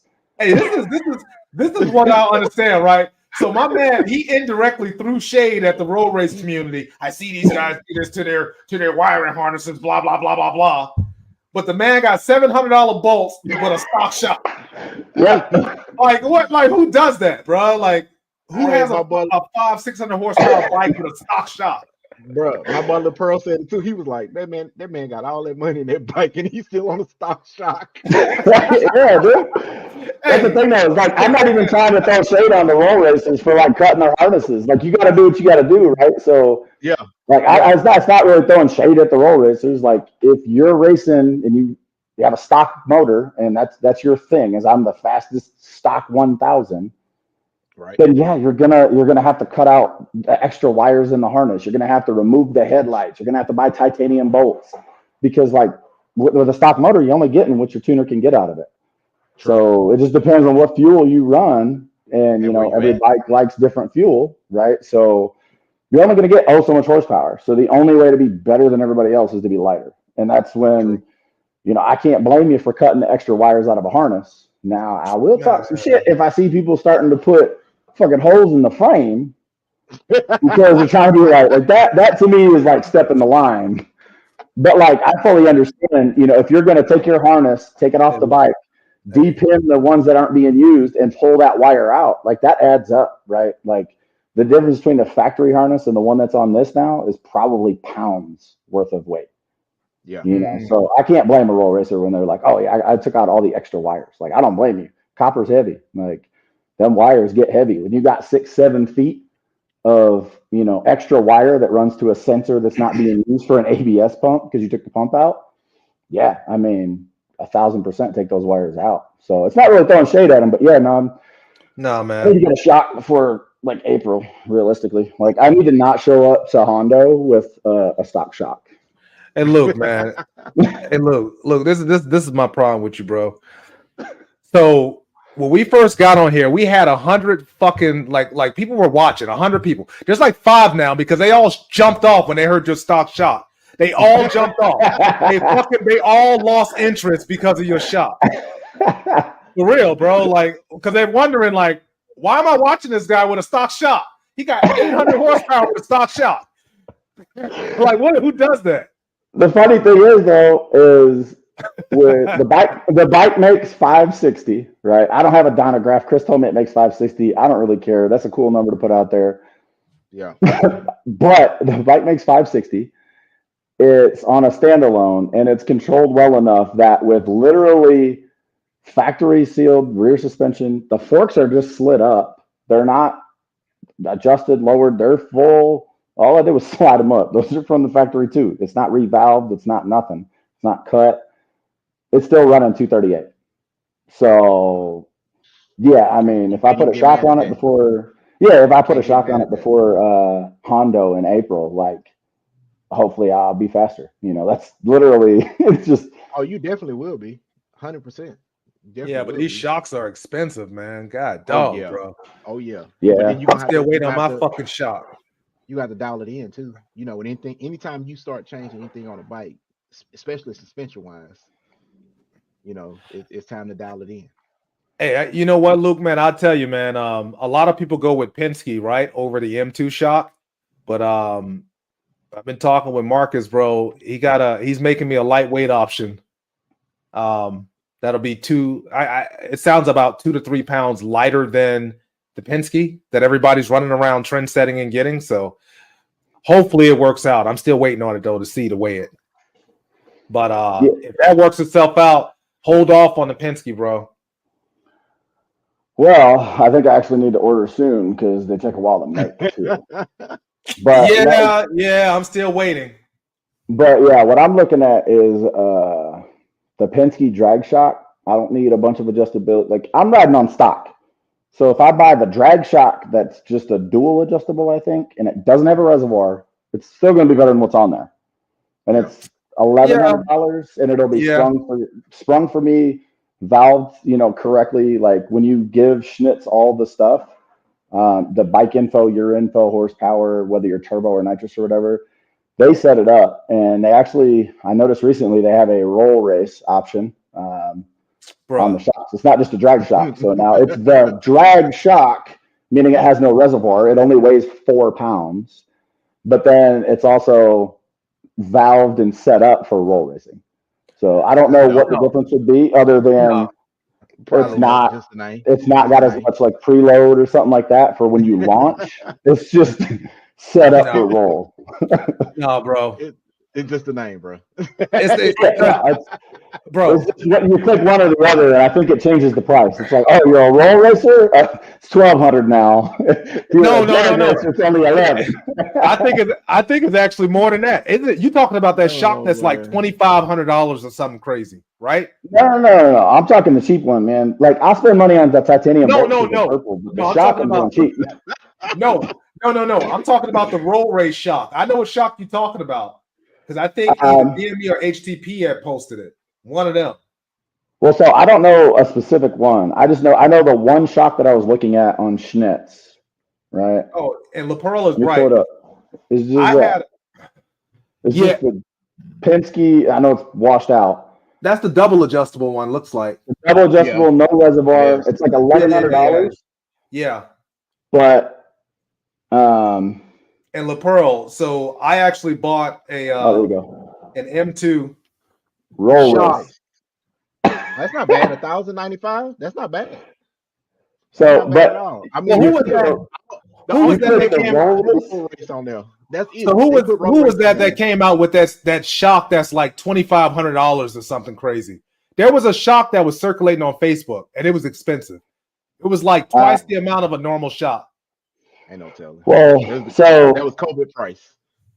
Yeah, that might be COVID price. The Penske Air Shock is like $1,800, and which I'm gonna have a real hard time not doing this because it's got carbon fiber on it, but it's an air shock, so it's not it's not got a spring. It's just air. That's nice. Yeah, so but it's $1,800, and I'm like, yeah. I've heard some pros and cons with the whole air shock thing, and I was telling LaPearl. So Marcus in the middle of the night, because I was having some issues setting up my BMW and my project bike, and in the middle of the night, that dude, I was on the phone with him. I think until like 1 o'clock in the morning, and the problem was the inserts at the top of the shock where you mount it to the top of the frame. Like I had to put them backwards and do all of this stuff in order to make the shock work. And so I didn't know that initially. And he kind of walked me through that in the middle of the night, bro. So I was like right then and there, I was sold. I was like, I don't think Penske's going to be on the phone with me in the middle of the night because I don't know any damn better, you know? Yeah, if you get that customer service, you sold. Like I'd be the same way, right? Yeah. I mean, I got shocks on bikes, but nah, bro, not like that. And I actually have a Penske. I actually have a Penske for my turbo bike. But I don't. An M2. Stacy runs an M2 on his bike. Oh, then I definitely can't do that too. And I gotta beat him. I gotta beat him with the other one, so I'll get the Penske. I think the only downside is they always say the M2 stuff, because that's one of the things I'm dealing with right now, Luke, is the fact that I'm waiting on something I paid for a while ago, whereas Penske, I probably could order that right now and I probably have it. I would have had it 2 weeks ago. So, you know what I mean? I mean, I'm not talking down, but I mean, the M2 is custom and we're working with each other kind of, sort of. So, you know what I mean? It kind of makes sense, but whatever. I mean, it all boils down to what you really want. You know what I mean? What's going to work better for you? I mean, realistically, anything but what's on it. Yeah, you got a $60,000 bike, bro, with a stock shop. with a $500 shop. Yeah, bro, that's the thing is, until now, nobody knew that, right? But anything you post on the internet, right? I don't even claim, I'll post up it's the fastest in the world, but I don't really think that. It's just gonna get the clicks, right? Right. But the second I post anything, I posted the 220. Somebody's like, my buddy's faster. I'm like, cool. I don't really care. I'm not saying I'm the fastest. I'm just posting what I got, right? And then I posted 238, and I literally put on the thing, quote unquote, I know someone faster, and someone commented, yeah, Billy's GTR. I don't even know who the hell Billy is, but good for him. Like I don't wish no ill upon nobody. You know what I'm saying? Like you think you have the fastest 1,000, all the roll race community, the land speed guy. I don't really care. Like let's go to an event, ride the bikes. Like it is I think what it is. that's Well, pretty I cool tell you though for what. you to be in the big guy bracket and still be able to run 230 and Yeah, those numbers. Like, dude, that's right there is just a trophy in its own. Oh yeah, and that's the thing is like y'all were talking the other day, right? Is I'm not the guy putting 20K on a race. I'm the guy that loves to ride my bike. Right. Like Streets Cartel was saying, he wants to ride. He doesn't want to just drag bike. hmm And I'm the same way. Like I want this bike to look good. I want it to turn heads. Oh It's got to be yeah, fast. It's got to be fast. But like, I'm not out man. here like trying to sign up for a $20,000 race. That's why I don't really hold no secrets on the bike. And like, I'm not gonna talk shit on somebody's bike or anything like that because it's like, Tristan took the radiator off. Hey, cool. Like that's what he did. I'm not gonna judge that. I'm not gonna do it, but I'm not gonna judge it. Right. Um, Yeah, like my when I man. blew the radiator, Chris said, "Fucking dry block it. Just take all the coolant out, take the radiator off, and run it." He said, "Just do one pass, make sure it cools all the way down." And I was just like, "Nah, I'm just gonna go Yeah. home for the weekend. Like I'm good. Like I spent way too much money on the bike and I'm sure it would have been fine, right? Doing that, but like, yeah, it's just I'm just not willing to do that. Like I would rather just call it a weekend, hang out, watch everybody else race, and leave my bike as it is and put a radiator on it for the next one. So Yeah, because at that point, right now at that point, you're like, oh, all I gotta do is replace the radiator. But what happens, what I'm saying, if you overheat soak it and now you got yep, way You more blow expensive and blow a issues. head gasket or something Yeah, crazy. you got way yeah, more expensive issues on your hand. For well, what? I, yeah, you know, it, so I'm glad you brought up Cartel, man. First of all, like he would have been on probably, but of course, like he had to work tonight and all of this. So I think I said it earlier in the stream earlier, but the other thing is Streak. Hey, his bike is nice.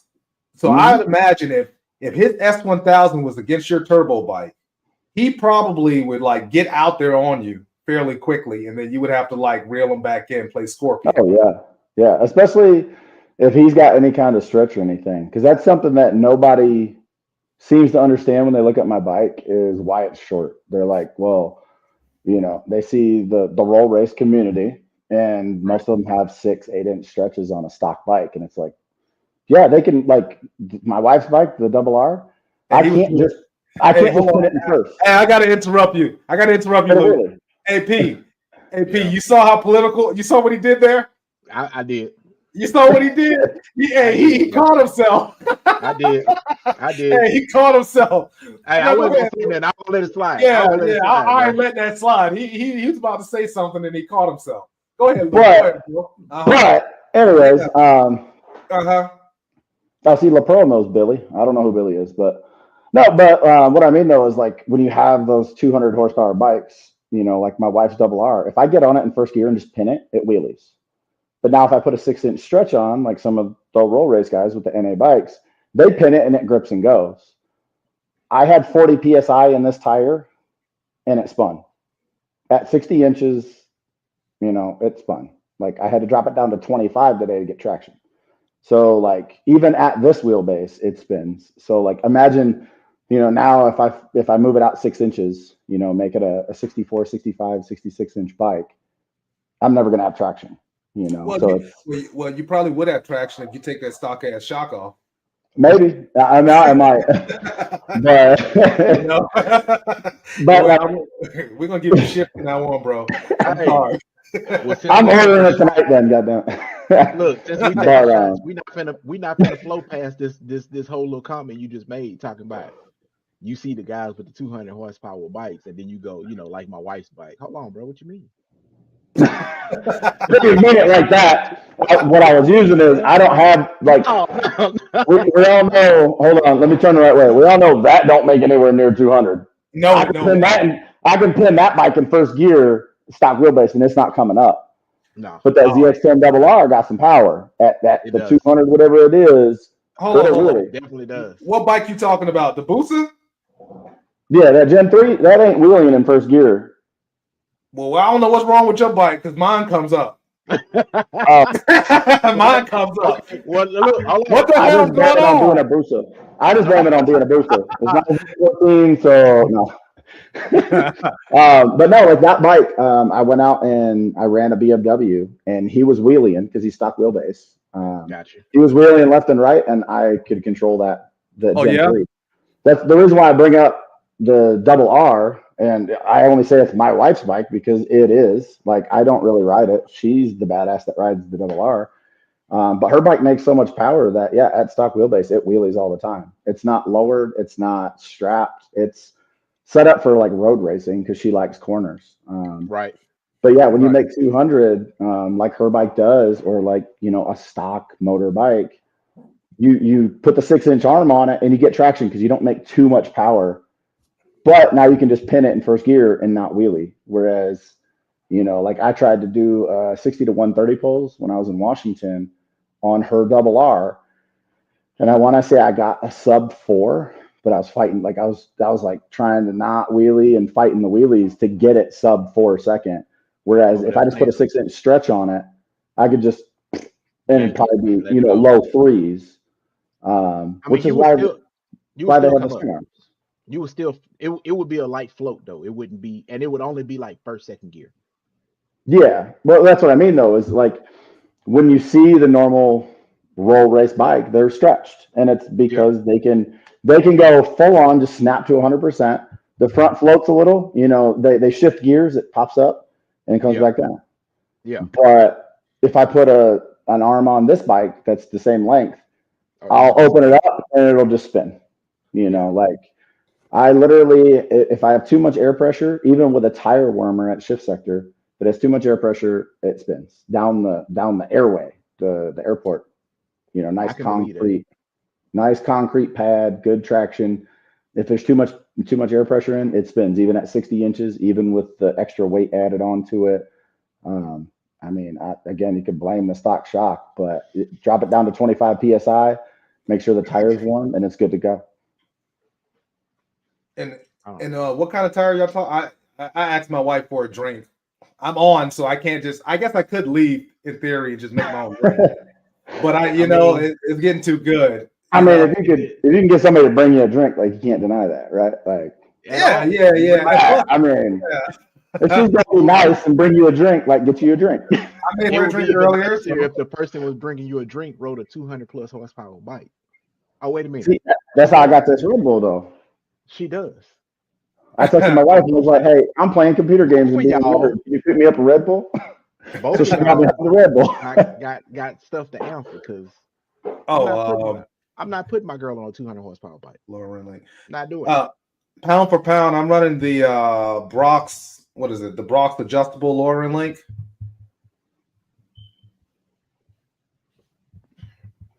Oh yeah, I use for the BMW. Yeah, I use the same thing on all the bikes. Like, that's the thing is I make sure it's clear that that's my wife's bike because she's a badass. Like, I bought the lowering links, and for the Gen 5 ZX10, they're like $300. Yeah, I bought it because I had bought her like a 05 or 06 ZX10, and I slammed it, and she got back into riding on that, right? There's Mrs. Sold it off. Thank you. Runs out of the that's 200 plus horsepower right there. That's how she got out there. But yeah, no, so I'd done that on the like learner bike that I bought her for like $4 or $5 grand or whatever. And then when she bought her double R, I didn't buy it for her. She bought it. She paid it off. That's her bike. That's why I make sure it's her bike. It's nothing against the Roll Racers 200 and it's a female. No, that's because she's a badass and that's her bike. She definitely. But I bought her the lowering link immediately, and she's like, "Well, hold on, I want to ride it for a while." She loves corners, so she's like, "I want to ride it for a while without lowering it." And then like a week later, she's like, "You can go ahead and return it." And I was like, "God damn it, it's like a 20% restock fee." Which on a $300 lowering link, I paid probably $40 or whatever plus the shipping to get it back to Brock. If I remember right, he helped me out. I don't even know if he charged me the restock fee, but he's a good guy. He's good. So it's just a literal. Her bike is literally factory. Like I had put a nitrous kit on it at one point, and we never sprayed or did anything. So I sold that nitrous kit a while back because she's just not interested in the same type of riding. Like I've been trying to get her to take one of the bikes and do a shift sector, and she's like, nah, it's too cold. I'll just hang out and watch you. I'm like, okay. So I'm trying to get her on this one here in Abilene, have her hop on the Gen 3 at Abilene, but we'll see, you know. I had her signed up for the old Abilene, the one we didn't make because I was having the issue with this bike. She was signed up and going to ride that one. Nice. But they never made it. Hey, I got a question about the shift sector, right? So, okay.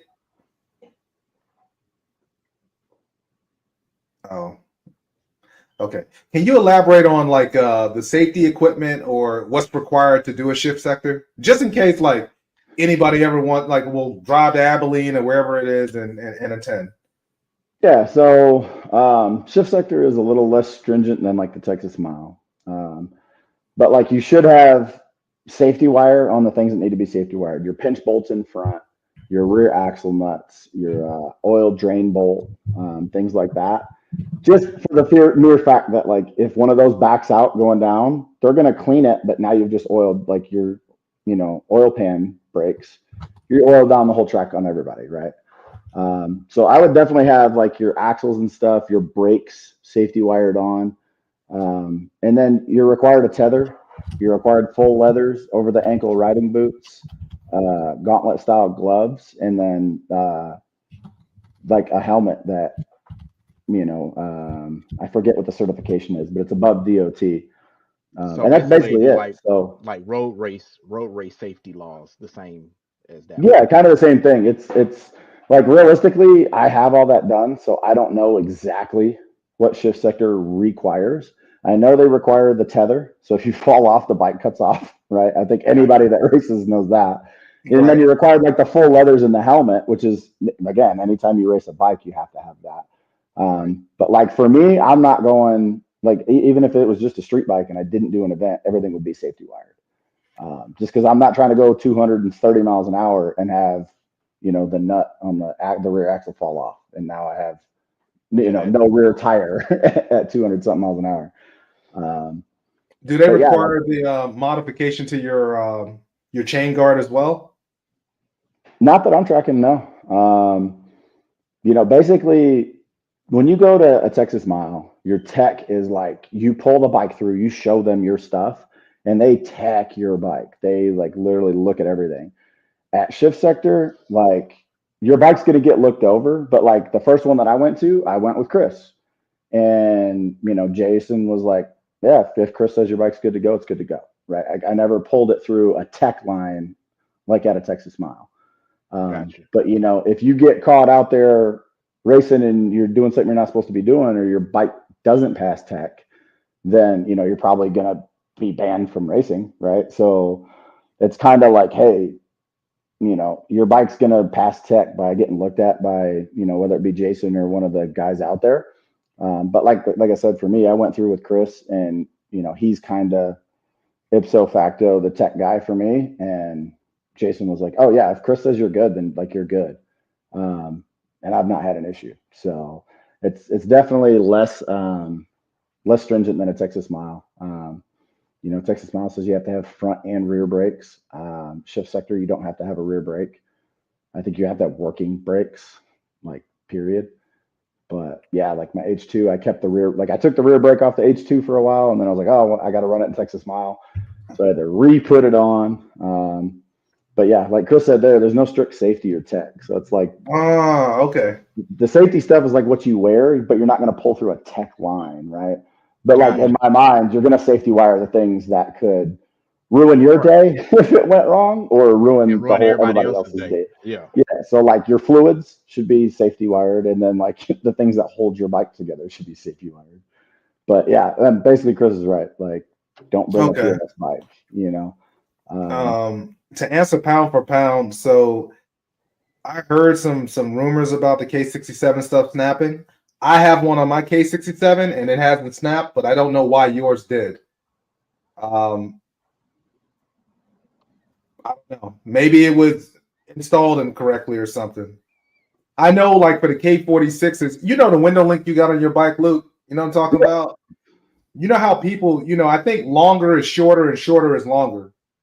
To that, so people were kind of like the longer the rod, I think it's the lower your bike, or the shorter the rod, the higher. You know what I'm talking about? Yeah. So what people have been doing is they're just pushing it out way too far and not giving enough thread. Yep. So no, I 100%. You know what I'm talking about, right?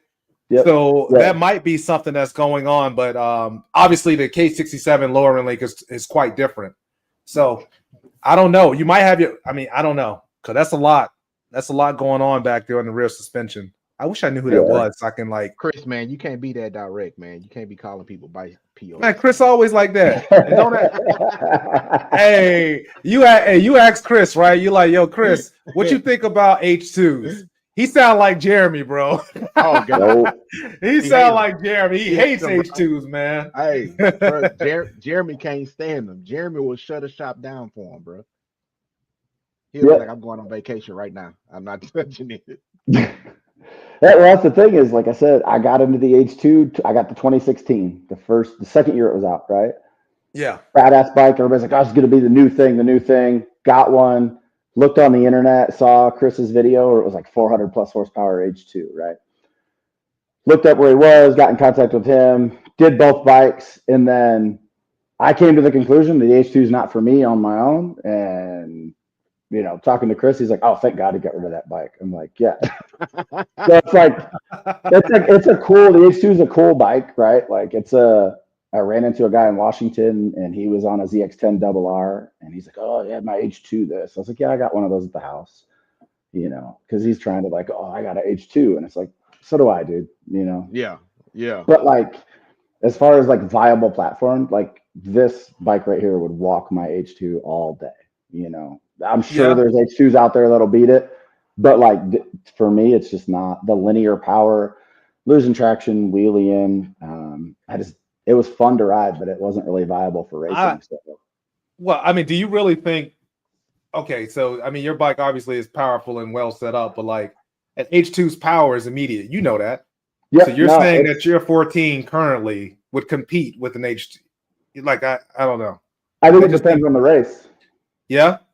I mean, like I said, locally here, everybody wants to do 60 to 130. 60 to 130, H2 is going to walk all day. You want to go for a mile, though? I mean, all I got to do is not let you get out far on me. And ain't no H2 running 240. What H2 is running 240? In a half mile or in a mile? In a mile. Okay. That's what I'm saying. As long as he doesn't get out on me, I'm there with you. I've seen him run 220 and a half, but that's why I say it depends on the race. If you got to do 60 to 130, H2 all day. 60 to 180, H2. 60 to 240, my bike. It's just, do you want to race for a mile? Do you want to race for a half a mile? If I'm going to one of those roll events and it's a quarter mile track and you're 60-40 roll, whatever, and it's a quarter mile, that H2 is going to walk this bike all day. It's a quarter mile. The instant power, a well set up H2 is going to walk it all day. But to me, I just think it depends on all the different stuff. Rider weight, right? Am I taking on Chris, the 130-pound guy, or am I taking on Reap, 200+ pound person? Hey, well, thank you for saying that. Yeah, I'm just 200+ pound person, man. Yeah, man. Are you the same weight as me? So I think if I were to take this out, against a good H2 with a similar weight rider, and we went for a mile, as long as you don't get out on me right away, I'm right there with you. It's just in the shorter races, if you're doing the side by side, like we were talking with Streets Cartel the other day, the old school, hey, we're just riding to get food, and you start revving your engine at the dude next to you, and you go 60 to 130, and H2 is going to walk this bike. The instant power, it's probably going to have a stretch on it, all that kind of stuff. I had a 6-inch stretch on my H2 for a while, and it would eat things alive, 60 to 130, 60 to 160, 180, whatever. But I have not seen an H2, and I could be completely wrong. Maybe there's an H2 that's running over 250 mile an hour now. I don't know. All I know is that I've seen them push to the max, and it was over 220 and a half mile and not over 250 in a mile. Right. So I don't know how many of them are built to that level. because at that level, it's a volatile motor. Like it's not going to last. Like I would be really interested to find out if someone's making over 400 on a daily rideable H2, one that's got 5,000 miles on it, and it makes over 400 horsepower and he races it. Like I'd have to see it because I've not seen a reliable one make over 400. You know, people will claim it all day, but I'm glad you brought that up. How reliable do you think the H2 is? Period, hands down. Once you start modifying, I think the higher you go in power, the less reliable it is. But it's like any bike. It's just in my experience, I've seen an H2 built. I haven't seen all of them clearly, but like I've seen an H2 built, and there are a couple of them out there that I know of that are just they're money. The person who built them is probably one of the world's best builders, and they're still running. I have no clue other than what is said on the internet as to what power they make, what they run, all that, right? But like the few that I've watched that were built, trying to make the most horsepower possible, it's just a volatile motor. Like, are you going to lift the head off because you're putting 30 pounds of boost on it? You know, are you going to stretch the fucking head rods or the head studs? You know, so when you look at that, like kind of the way I'm looking at an H2 is yes, it's instant power, but you're probably 3 to 380 horsepower if it's alive after 5,000 miles. I could be completely wrong. You know, maybe someone out there has a 440 horsepower H2 and they ride it daily. I don't know. But I haven't seen it. Like, well, we're supposed to have at some point, obviously, you know, Super H2 and Mustang Dame and them. Yep. And so we was having a conversation the other day about the H2s, and I'm not going to spoil it. So whenever I can get their asses on here, then we'll have an in-depth conversation about it. But I think half mile, though, the way that your bike is set up, I don't know. Well, no, you're kind of set up for land speed, right? Primarily, kind of. Well, so, and that's the discussion we had the other day, right? I was like, anything over a quarter mile is land speed. But to me, the difference between land speed and drag racing or land speed and roll racing is, am I going for mile an hour or am I going for ET? Land speed is mile an hour, right? And then if I'm racing somebody, it's ET.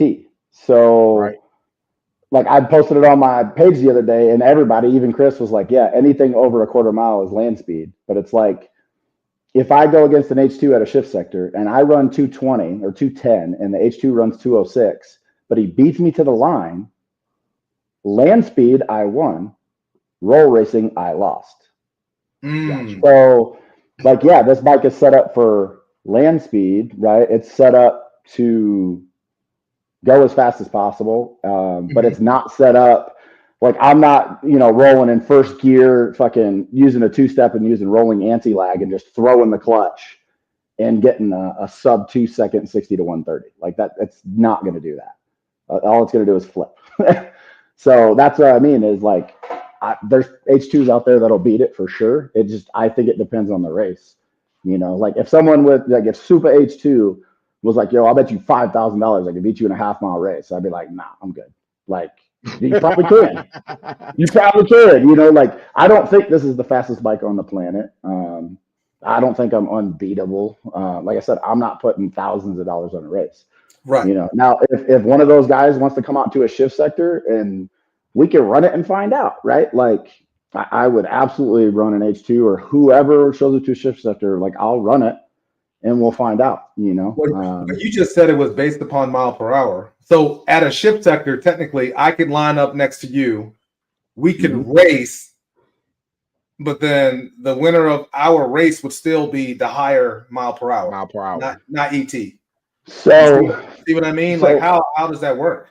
So for shift sector, it's mile per hour based, meaning at the end of the day, when Jason hands out little things that says you won first place, it's based on mile an hour. But if we want to run something separate, you come to shift sector Abilene in October, and you and me want to put $100 on a race, and we say it's ET, not mile per hour. And we line up and race, and we see who crosses the line first, right? And okay, then, so it's still a race. That's the winner of our race because it's still side by side. Okay. But as far as the shift sector, meaning you took first place that shift sector, it's based on mile an hour. Okay. I got So, you. and that's what I think Chris wanted to try and set up, but I think he's tried it so many times now. We just never get enough people. Is to do an actual, like, we set up a 200-foot roll in. You hit the line at 40 whatever mile an hour side by side, and you roll race and go, and it's ET, and then you get eliminated from that bracket, which is completely run by the riders. Like Jason's not running that. That would be run by like Chris or you or I or whoever. Like, hey, I just raced this person. I ET'd faster. They're out. At which point, an H2, I think in a half mile definitely could beat my bike. Like I'm mile per hour high, but if an H2 has a stretch and they get good traction, then an H2 is gonna eat the turbo bike all day, right? It just kind of depends on the setups, right? Like if my goal was no H2 ever is going to beat me, like I would probably knock the swing arm back a little while, figure out what would work for suspension and tire setups. And like, I'd be really going for, hey, how can I roll at 40 mile an hour, throw on fucking two-step, throw the clutch and have the bike just launch, right? And to kind of do what, what's his name? Cross built. I don't know if he's two-stepping or whatever, but when he launched racing Chris Moore, they went. I didn't see any like, oh, it's got to spool the turbo or anything like that. So if you're going for something like that, I think the bike could be built. But as it sits, I think in H2, you could definitely beat it. It just depends on what H2, what rider, how it's set up, and what the race is. In a mile, I don't know. In a half mile, probably the H2. Anything less is definitely the H2. Like, I wouldn't go fucking line up in Miami and race a half a mile against Super H2 and be like, oh, I'm going to beat you. Like, no. Like, that H2 is probably beating me. You know what I'm saying? Like, I make a lot of horsepower. It's a fast bike. But, like, that's just not me. But that's why I don't know if I could ever get into grudge racing. Because grudge racing is like, fuck you, I'm faster. And, I'm going to bet you $10,000. Like, that's not me, even personality-wise. Like, if I race anybody, it's like, hey, let's find out what happens. If you want to put $100 on it, put $100 on it, cool, whatever. But like, I don't have anybody out there where it's like, I'm faster than you, and ain't nothing you could do about it. Like, I'll say in El Paso, there's nobody faster than me because ain't nothing fast out here. Everybody's slow. But like, as far as the country and like, oh, do I think I could beat this bike or that bike? I have no idea. I'd have to run it to find out. Because you can compare your draggy data. Oh, well, my bike 60 to 130s in 2.1 seconds. It's like that's cool, but like that's all optimal conditions. That's not you hitting that's the same time as someone else. That's you going down the highway, setting up perfectly and waiting and like, okay, right now. Whereas when you're racing somebody, it's like, okay, I'm going 40. Are they going 40? Oh, I got to go 42 to catch up. Now, okay, slow down. It's all that, and then you're going, so it's not as controlled. Right. So like, I could go out and get draggy data and see someone's H2 draggy data and be like, oh, well, mine's faster than an H2, or the H2 is faster than mine. But those are all like optimal condition. Like, no one's posting their draggy data if it's not a good number. Like, no one's like, oh, I rode home from work, I did a 60 to 130, it's still doing this. They're going out there, they're finding the perfect road where it's absolutely perfectly set up. They're getting settled in, tucked just right, and setting the bike up and doing the best that they possibly can. That's what they're posting on the internet. It's just like anything else, Right. There's only a few people around. Like, I posted the 220 and I posted the 238. And like, if I wanted to be the guy that's like, oh, I got the fastest ever, and I really believe that, and I really wanted to talk shit on people, like I wouldn't post none of that. And I would just keep nugging at the bike until it's, 250 plus in a mile. And then I would just talk shit and hide all my data. But like, that's why I don't hide anything. It's because I'm not really into like, oh, well, fuck that guy, I can beat him. It's, I don't know. Let's run them and find out, put a little bit of money on it if you want to make it worth it. But I'm just not the guy who's like, oh, 10 grand, meet you in Miami. I'm faster than you are. Because for me, right, I built the whole bike other than the motor and the tuning. So if I'm a shop owner, then I'm like, yeah, my work is better than your work. But I just paid for the bike. So like anything that I do, it just means Chris built a better bike.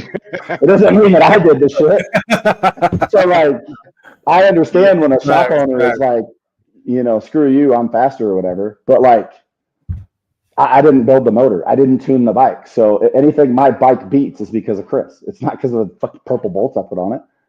Right. So Well, that's hold like on, hold on. Am I a little bit of it though? a little bit, A little bit. But that's why I'm not really like that. Where I'm not like, yo, I'm faster than you, and I know it. I'll bet you this much money because it's like, well, I didn't build or tune the motor or like I put the wheels on and I put the carbon fiber. I made it look good.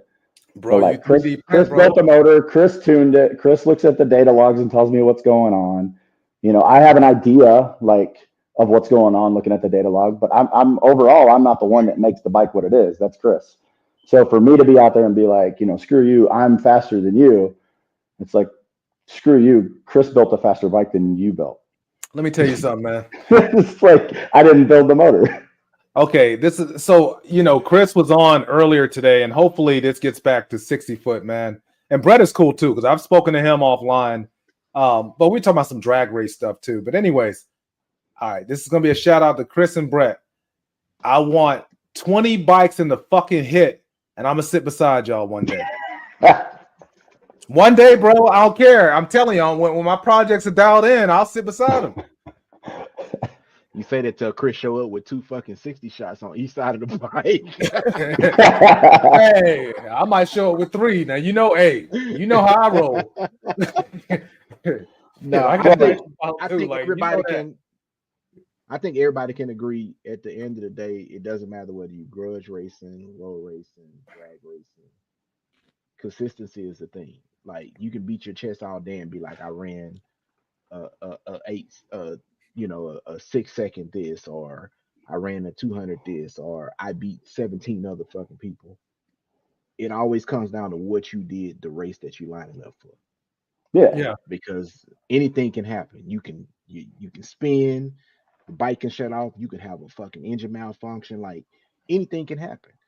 So it's a crapshoot with any race you do. It's just with grudge racing, I feel like it's a bigger crapshoot because these guys are pushing their bike past the limit of what they're supposed to do. You know what I mean? So they're the guys that's going out there and saying, "Hey, I built this engine for one pass. Hopefully, it makes it." One pass. Did you hear what he said, Luke? I'm just saying. Can you imagine building your bike for one pass? Nope. How much money do you have to have, bro, to build a bike for one pass? If I had that much money, I'd just have a twin turbo Lamborghini. built for more than one pass. One pass, bro. Like that's with a $40,000 like purse or something crazy. Yeah. Well, that's why they race for that much money. You put in your bike, you gonna put all the money on top of that. Well, I mean that's what they do. Yeah, that's why they race for that much money, right? And that's crazy, man. That's why like the road race community is slowly. It's a very short, it's a small percentage of it, but the road race community is leaning towards that. Look at these top road race guys. Look at how their bikes are starting to look. They're not looking like bikes anymore. Okay, so yeah, like in Miami or wherever the hell, Texas, wherever these races are going on at, yes. But bruh, I just show up with a full bike, and you got somebody else show up with a frame and a motor. No, bro. Yeah, that's where I agree with Cartel, man. Like, it's cool. You got the fastest bike ever. It holds half a gallon of fuel, man. Yeah. It's just I'm not into that, right? And like this motor, this build, this bike, since putting the turbo on and tuning it, well, after I blew the motor and built it, it's got like 5,000 miles on it. Like it's not I only ride it half a mile at a time when I do pulls. Like I rode it all over the place in Washington and never raced it once for the 3 years I was there. So like it's got 4,000 or 5,000 miles since the motor was built, and it still pulls like it does. Luke, somebody says, why didn't you supercharge it instead of just putting the turbo on it? Pound for Pound said that. So why not supercharge? I'm not aware of a supercharger kit for these bikes. But from my experience with the H2, the supercharger is immediate power. but it's also very linear power, which means when you get up to the top of your RPM range, you're either wheeling or spinning, which is why, like I said, the H2 is a great platform. Well, not platform, it's a great bike, but in my opinion, not a great platform depending on what you want to do racing, because you have to have everything dialed in to either not wheelie or not spin. Because when you start and you get that jump, it's either wheeling or spinning when it gets to 30 psi, because it's such a linear scale, because your RPM dictates what power you're at. So whereas like a turbo, my turbo bike, like if this bike I go out and do a run and it wheelies a little bit in third gear at 7,000 RPM, okay, just turn the boost down at that point. If I hit my ramp and the bike starts to go crazy, like I want to start the ramp in second gear, but I can't do it because it lifts, I just adjust the ramp. Right. So like with a turbo, you can put the power where you want it. With a supercharger, it's just, if you're at 4,000 RPM, you're at 7 pounds. If you're at 10,000 RPM, you're at 25 pounds. Like there is no adjusting that. Can superchargers be pushed to the limits of a turbo? I don't think so, right? Like there's 30, 40 psi. I think you could, if you could build a motor that holds it. But at the same point, again, once you start getting up to those high RPMs, like I've got a video of Chris, and I don't know how much boost that bike was running, but the H2 was literally just it was just burning out for a half a mile. I have the video with the audio and everything, and it's just like, Jesus, like the bike wasn't like super long or anything crazy. It was just when it got up into the RPMs, it had so much torque and so much power, it just burned the tire for a half a mile. It's just crazy that it didn't hook, because if it did, now, you know what I mean? Now it's a different race. It's a whole different scenario. Yeah. Oh yeah. Like if that bike would have hooked, it would have been an incredible mile per hour. But like I literally have the video, and it's just like when I talk about horsepower on motorcycles and I want to show somebody what horsepower is, that's the video I pull up. I'm like, yo, listen to this. Because you can only see him. The video is from the start line. You only see him for like, 5 seconds. But then when you listen to it, as he's getting a quarter mile and a half mile away, you still just see what, and it's just, you can just hear it losing traction the whole way. So in my opinion, supercharging, you can't adjust it as much as you can a turbo. That's in my opinion probably why you don't see any supercharged, grudge drag bikes or anything like that. It's all turbo, because you can adjust everything on a turbo. You can adjust where it comes in, how hard it gets in. You can get a smaller turbo for lower end power. You can get a bigger turbo for upper end power. You can control everything on it as compared to a supercharger. It's just, if you're at this RPM, you're at that much boost. But I've never even heard anybody trying to control a supercharger, to be honest with you. I mean, think about it. Why? That's the whole purpose of a supercharger, is to have instant power. You want all your power to give to you at once. Yeah. I mean, that's basically that's why the H2, like I said, if it's depending on the race, it would beat this, because it is that instant power. It's that takeoff. It's the launch that you get down low with the supercharger that the turbo doesn't do. Right. So it does have that, but up top, you're talking, your power curve is just linear. So again, while you're taking off, you get the grip right off the bat. If your bike's too short, it wheelies. If it's too long, it spins, or you have to short shift or something like that.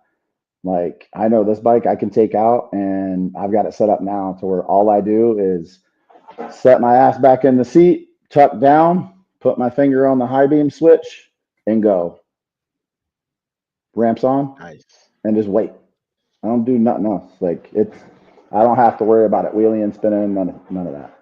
What do you feel about anti-lag, man? Like what's your, like, do you feel like anti-lag changed the game for the turbos? Yeah. Like it's still in production mode of trying to get it dialed in. No, I mean, I think anti-lag, I think, has been around a while, right? It's used in cars more than bikes. Mm-hmm. I mean, any gear I pull the clutch in and pin it, it starts the two-step. So that's rolling anti-lag as far as I understand it. Again, I'm not a mechanic, but like a two-step, if you can do it while you're moving and you can do it in any gear, it's anti-lag. But I think dialing it in on the bikes is where people are doing the work, because when you rolling anti-lag an all-wheel drive Lamborghini, you're just building boost, or like a Supra, you know, that is going to get good traction. You're not going to wheelie a Supra. I mean, you could, but you're not going to wheelie a Supra rolling anti-lag at 80 miles an hour. But now this bike, if I were to just pull the clutch in at 80 miles an hour and pin it and then throw the clutch out, it's gonna flip. Like, so, you know, you'd have to dial that in, and part of that rolling anti-lag would be dialing in your suspension, your wheelbase, you know, put your weight transfer distribution. Like, my bike's got a lot of weight right over the tire in order to get traction, and it's got a little weight up front to keep it down. But I mean, I think like that would be a huge change up in the roll race community, would be when people start dialing in that rolling anti-lag and they're just spot on money. And I mean, there's probably people that have, like, Brett's bike is probably as perfectly set up as you can make a motorcycle. So I would imagine he's got that dialed in. But yeah, I think it's gonna be crazy. I got one last question, because we have reached our threshold of over 2 hours. On your turbo bike, what is your tire of choice? So I use the Q5s. Used to run a Michelin, but I run the Q5s on this bike.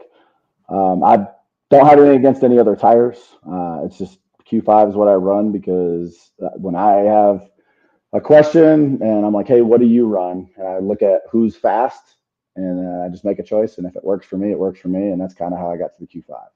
Like, I ran the Q4s, but before the Q4s, I ran the Power RSs on the H2, and they worked fine too. So, yeah, I run Q5s, but it's not because of anything special. It's just I asked people. They said, hey, I run a Q5, so I put it on the bike, and it's worked. Well, I guess I asked you that just because I have a Drag Max, right, for my turbo build. But I bought this Drag Max, like, remember like when they came out, they're like, oh, look at this awesome tire. Yeah, well, I bought it then. I still have the same fucking tire. You know why? Because my turbo is still not here. And I'm just like, bro, like, they're gonna be on the Q7 by the time my damn bike is up, bro. And I don't want to fucking pay for another another tire, bro. Like, I don't want to do that. So for now, it's on Drag Max status until I burn that out or something, because I'm not paying for another tire. But I wanted to see what you thought, because you got a fast bike. Yeah, so the Drag Max, it may hook better because it's got a bigger contact patch. But for the type of racing that I do, it's also got a lower peak, meaning the outer diameter is smaller, right? So I gained like 2 or 3 mile an hour switching from a 190/55 to a 255. Really? So for land speed, I run the 255. Now, if I ran a 190/55, the mile per hour would be a little lower. And then if you go down to a Drag Max, I would assume it'd get even lower. I've never done it because I don't have a Drag Max, but you have a bigger contact patch, so you might be able to get better traction if traction is an issue. Like if you were to set up a rolling anti-lag, it may work better. But overall, yeah, I switched from a 190/55 to a 255, going from Q4s to Q5s, and literally no changes to the bike. I ran 205, 206 in Abilene, and then I ran a 207 in Hondo, and the only difference was the tire and the hole in my radiator. Like, yeah. I started using the Pirelli track days instead of. I'm trying Q5s now, and I have a Q4 on my K67. But so far, the Pirelli TDs, which is the direct competitor to the Q4 Q5s, they're on my H2, and they hook, they hold.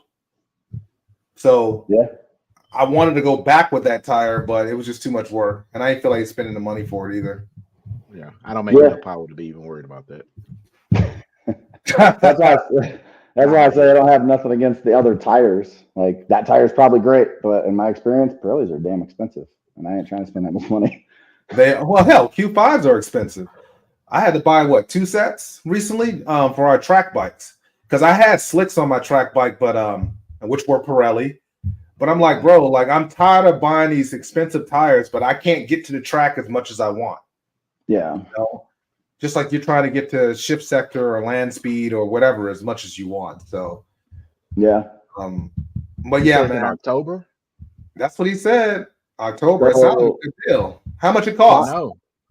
So Hondo is coming up in April, and then there's like I only go to the two in Texas. I wanted to go to the other ones, but I don't think I'm going to be able to make them. But Hondo is April, and then Abilene is October. Okay, It's $300 for the first day, or $550 for both days. $550 for both. Okay, yeah, he Yep. said that at the beginning. That's just, yeah. Yep. So I mean, yeah, we might have to you get a cool make a T-shirt. If you go over 200, you get another cool T-shirt. I don't own, bro. Like, I was so upset I didn't get my 200-mile-per-hour T-shirt, man. Well, And- look, and hold on. Look at it like this, though. The power you had then versus the power you have now is night and day. yeah. Is night and day. Now, So this is I'm not assuming saying though, that you're gonna go out there and burn up 200 miles an hour. I'm just saying you're gonna do better than what you did the last time.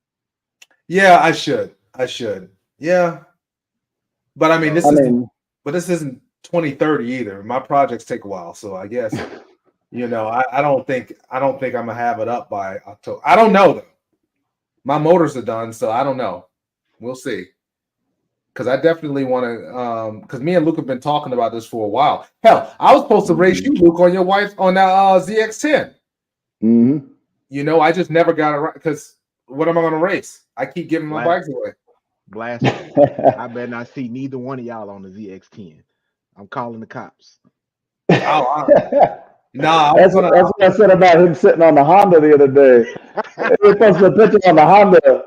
I know Streets Cartel took it as something on his Honda, and I was like, nah, I don't even mean that one. I mean the picture of your big ass on that little tiny ass triple R. Hey man, I love 1000s, but like they're tiny. Right now, yeah, I rode the Beamer earlier, and I went to sit on the boost, and I'm like, man, it's just crazy how big the bike is, night and day. Yeah, but you get used to it, man. It's so much comfortable than getting on the 1000s now are the size of fucking 600s. Like, at least old 600s at a minimum. Yeah, you're right. Yeah. Oh yeah. You're right. You know what I mean? So like now, when you look at 1000, you actually have to look at them now. Back in the day, you used to look at it and be, oh yeah, that's 1K. That's 1K. You could tell the difference now. Yeah. Now you look at them, you have to like look for little things on them. Like, okay, yeah, that's 1K. Yeah.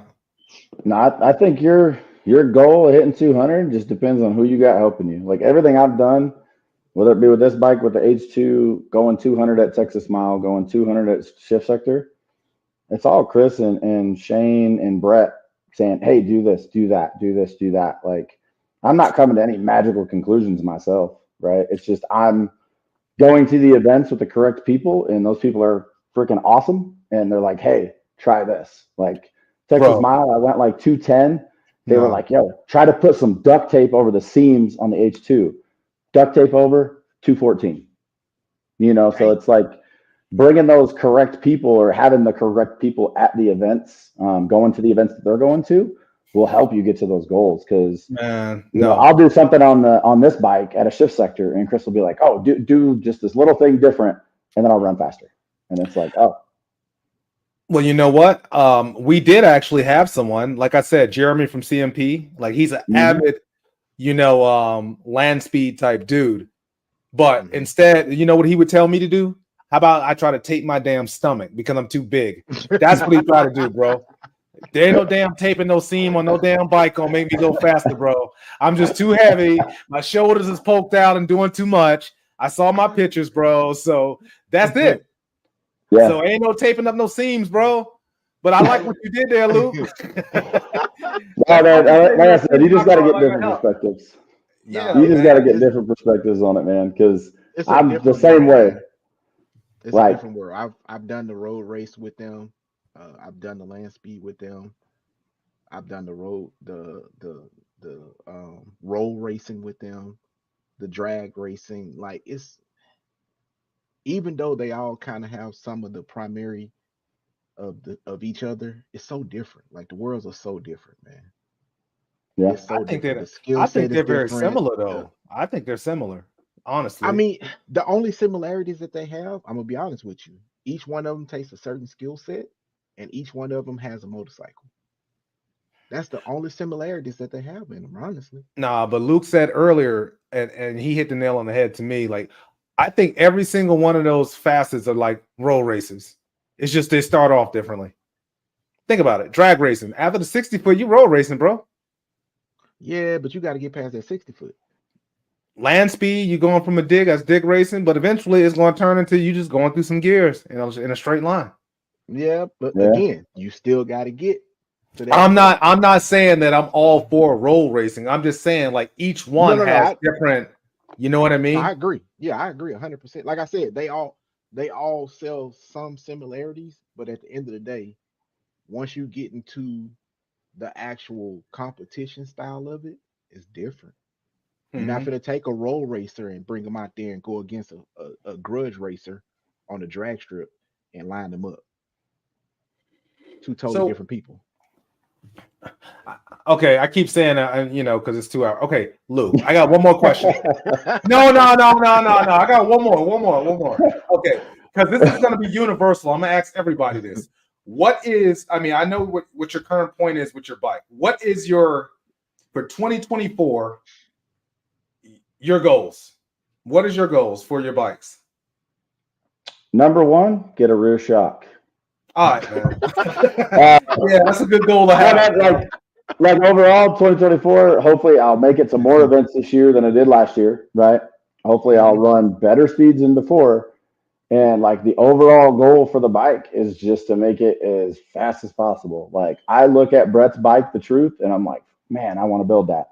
But I want to just go. What is the Truth? What is this bike you talking about? You keep bringing it up. That is the bike that in Miami, Chris posted the video and no one would race it. It's the video. It's where Brett and T&E made the video with the Island Boys talking shit and like people back out big money. Okay. The 250 or whatever Chris ran that day off the trailer or something to that effect. Yeah, like the 250 off the trailer 1 mile bike that ran 230 something and a half a mile, like that. That's like the goal, right? Like I want to have a bike that's like that, to where it's like, oh no, like I'm good, Because like right now, if I was just like, oh shit, I'm the fastest ever, somebody with an H2 is gonna come prove me wrong. Yeah, I don't think no H2 keeping up with that bike. That Busa is insane. That's that Thanos glove. Yeah. Have you ever? I've never seen the bike in person, only videos. Have you ever raced it? Not raced it, but like, I don't know what I'm trying to say. Been in the same vicinity as it on the streets. Like you're on your bike. So no, not on the streets. Back in like 2019, I want to say it was the same bike that Brett rode up to Texas Mile, but I don't know. It might be a completely different bike. It's definitely not the same setup, probably. You know what I mean? Oh, so Brett rides the bike then? Well, it's Brett's bike, but at least as far as I understand, it's Brett's bike. But it just depends on probably the race, right? Like that's kind of what I want to do, right? And I don't even know if he would be down for it. I didn't even talk to him about it, but Brett's my size, right? So what does that bike do with Brett on it, and how close could I get this bike eventually? Right now, this bike's nowhere near that, right? Like I'm over 10 mile an hour slower, let alone, ETing faster. But the stuff we've seen, the videos we've seen is Chris on the bike, and we know what it does with him on it. Right. Like I have, like this bike will never, with me on it, be that fast. But like the overall goal, my 2030 project, to match up with your bikes, is for this bike and Brett's bike with me and Brett on it to be able to race, and it's just like I'm nowhere near there. That's why I haven't even talked to him about it or tried, is because like this bike's nowhere near that bike. I've got so much more work to do before I would even like think about doing that. But like, that's like I said, I'm just not the big money, like, as far as I know, that bike don't come out unless there's big money on the line, and that's just not me. So, that's too much. But I don't know of anybody that's raced them, because from what I'm tracking from the Island Boys videos, they had a big race locked in and people were backing out, and T&E and Brett and all them hired the Island Boys to make a video talking shit, and we can look it up. If you haven't seen it, look it up. They post it. Yeah, I saw the video. I saw it, bro. Like that's overall though. You know, the end goal is to make this bike the same like as feared as that bike, right? Where it's I don't have people being like, oh, Billy's GTR is faster. I want people to be like, oh no, I'm not racing that. You know, because this bike previously had been 234 with Chris on it. What do you mean? Like when nobody wants to race? Yeah, it's like then what do you do then? I'll still go race it. I'll still go to shift sectors. I'll still go to the Texas Mile. Oh, okay. I'm like, who you gonna race then? Well, that's the thing. I don't really do the street. You know, I probably will never go to a Miami or any of that stuff. I don't do the street stuff. I will if I'm riding around town, but like I'm not gonna ever go to a place where it's like, oh shit, the cops are coming. Let me stand in the trailer and hold my bike while the dude drives the truck away. Like, I'm too old for that shit. And I'm not knocking anybody that does it. It's just I'm not that guy. And he did it. That's twice now, right? Yeah. I'm just not that guy. Like I'm not willing to go out and do all that, right? So like that's why a ton of people are probably going to be faster than me, and that's why I don't really go on the internet and be like, I'm faster than you, because when they say, hey, come out to Miami and race me, then it's like I don't really want to do that. Like I would rather just go to a shift sector or a Texas Mile, and I prefer the shift sector even though it's only a half a mile because it's side by side. So like, you know, you come to Hondo in April, we can line up side by side and we can run it as many times as you want. You know, whereas Texas Mile is solo lane, so you're just running for a mile an hour. But yeah, like overall, man, freaking, I'm just down to race and find out what it can do. I'm sure there's bikes out there faster. Definitely some H2s. Brett's Busa would leave a half a mile gap on me probably. But like that's the goal, is to get a bike that's that badass, right? Like, right. I don't know exactly what the record is anymore, but you know, when I first started building this bike, I found the fastest Texas Mile slip that I could find on a ZX14.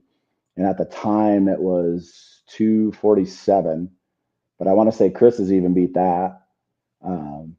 But like that's count. He don't count. Yeah.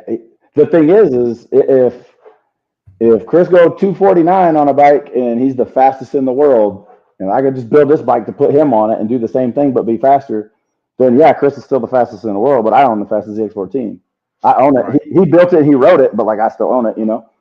So it's like that to me would be cool. Like I do agree. I do want to be the one racing. I do want to be the one riding it. That's why I say like I would want to take on Brett on a bike, not Chris, because like, I know Chris is gonna walk me. He weighs 100 pounds less.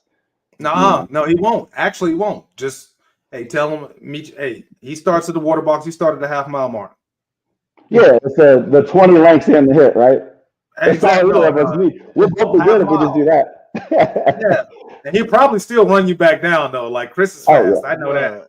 Like he probably know he's a living cheat code, bro. Like that's why I say he don't count. Like anybody that with that skill level and then that small, like but he just don't count. Man. But I do agree, man. Like I wouldn't mind sitting beside Brett at some point in life, but because shit, even you, like I wouldn't mind like racing you either. You know, I'm not rich, so ain't no fucking way I'm racing anybody for any thousands of dollars, but I mean, still for the love and passion of the game, like I wouldn't mind doing it. I'm not. Yeah, I mean, like I said, that's where I'm at. Is like I'm not willing to be like I'm faster than you and talk shit because I'm not the big better. So I'll race anybody. We'll find out who's faster. You know what I'm saying? But like I'm not gonna talk shit on somebody's bike and then be like I could fucking beat you, because then they're gonna be like, okay, let's put 10K on it. It's like I don't want to bet 10K. Like if I wanted to bet 10K, I'd just go to the casino and play blackjack. I got a better chance of winning that.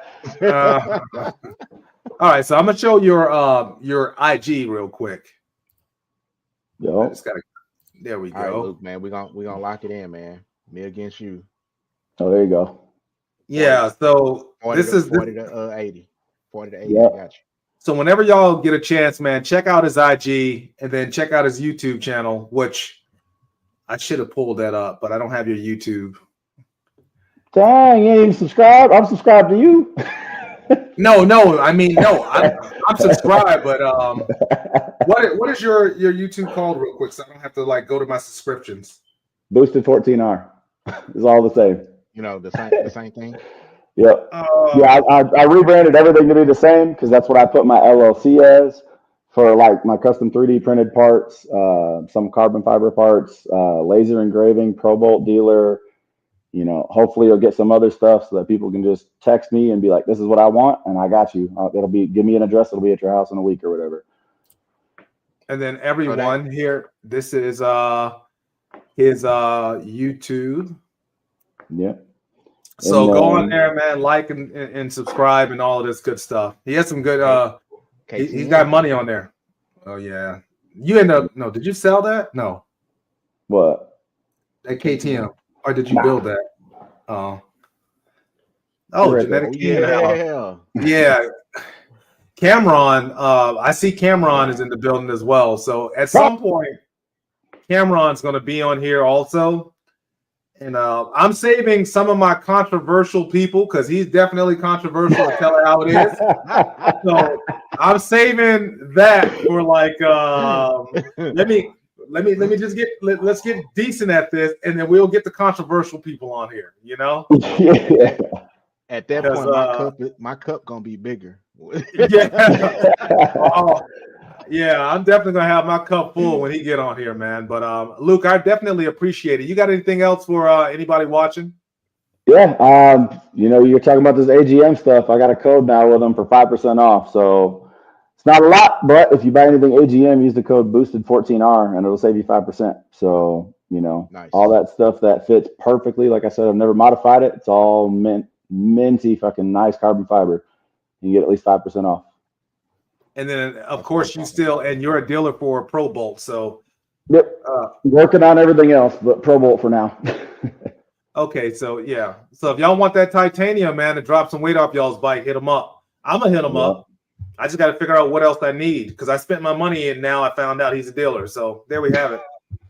I swear I told you a month ago when I got it. Nah, bro, you ain't telling me, bro. You just started posting pictures of everything purple. You didn't tell me anything. You always posted purple. I'm pretty sure the pinned post on my IG is a picture of Pro Bolt purple titanium, and it says I'm now officially a dealer. Yeah, it is. It is. I wasn't gonna say that, but it is. Like I literally thought I hit you up on the side and was like, "Hey, I'm a dealer now." No, you didn't, bro. But I know now, so it's all good. But it's cool. Everybody I'm just gonna race him 40 to 80, and when I win, he got to buy my kit. 40 to 80. 40 to 80. Let's do an 80 to 40. I think I got a better chance at that one. I got them Behringers, man. I'll go 80 to 40. I swear he just confused me. I was like, how the hell do you do 80 to 40? I was trying to think of it for a second, like, but yeah, man. And then shout out to my boy, man. He's not on tonight because he had to work. I just got to say that once again. But yes, sir. Street Cartel, what's good? I think we got Will Heat or somebody Friday. There's like I want to let everybody know while Luke is on, and I really appreciate him coming on. There's like a long list of just random, not random, but random. There's so many people, and I'm pretty sure this is not the first time or the last time Luke's going to be on this. Like, oh no, I'm sure he's gonna there's gonna be more. So just stay tuned, and we will have Cameron on eventually. You gotta love what he's gonna have to say, right? I mean, you gotta get the human cheat code on here. Chris. Yeah, you can get Chris on too. Eventually somebody's gonna be offended by something I said, trying to be they said my bike's a woman's bike or whatever. They're gonna be mad and I'm gonna have to come on and squash that whole thing. Defend yourself. Yeah. Defend it, even though it was like, it's not really what I mean, but all right. I know, because I got 10 and I was offended. I don't know though, man. I think Chris would be an awesome because he's a wealth of knowledge. Yeah. Chris is smart as hell. Yeah. And I do, and it's funny because I do actually have some builders and tuners that I've spoken to that will eventually like be on the show, but I'm waiting again to make sure that I know what I got going on before I invite them on. So, but I wonder if he would do it though. I'm gonna send him a message and see if at least he's willing to do it. Yeah. And then if he's willing to do it, then once it makes sense, he picks the topic and then he can just talk to his heart's content. And then I'll sit here and be quiet and learn the entire time. That's how I do. I learn. Anyways, chat. We appreciate you all watching and just like and share, and make sure that you buy something from Luke. Support the hustle. I'm gonna buy some. I'm buying bolts. So I win. Support the hustle. You say you doing what? Oh yeah, yeah. And then most definitely this Friday, there's someone else, but I don't know what we're doing yet. So thank you all, and I'm gonna end the stream in 5, 4, 3, 2, 1. Peace, y'all.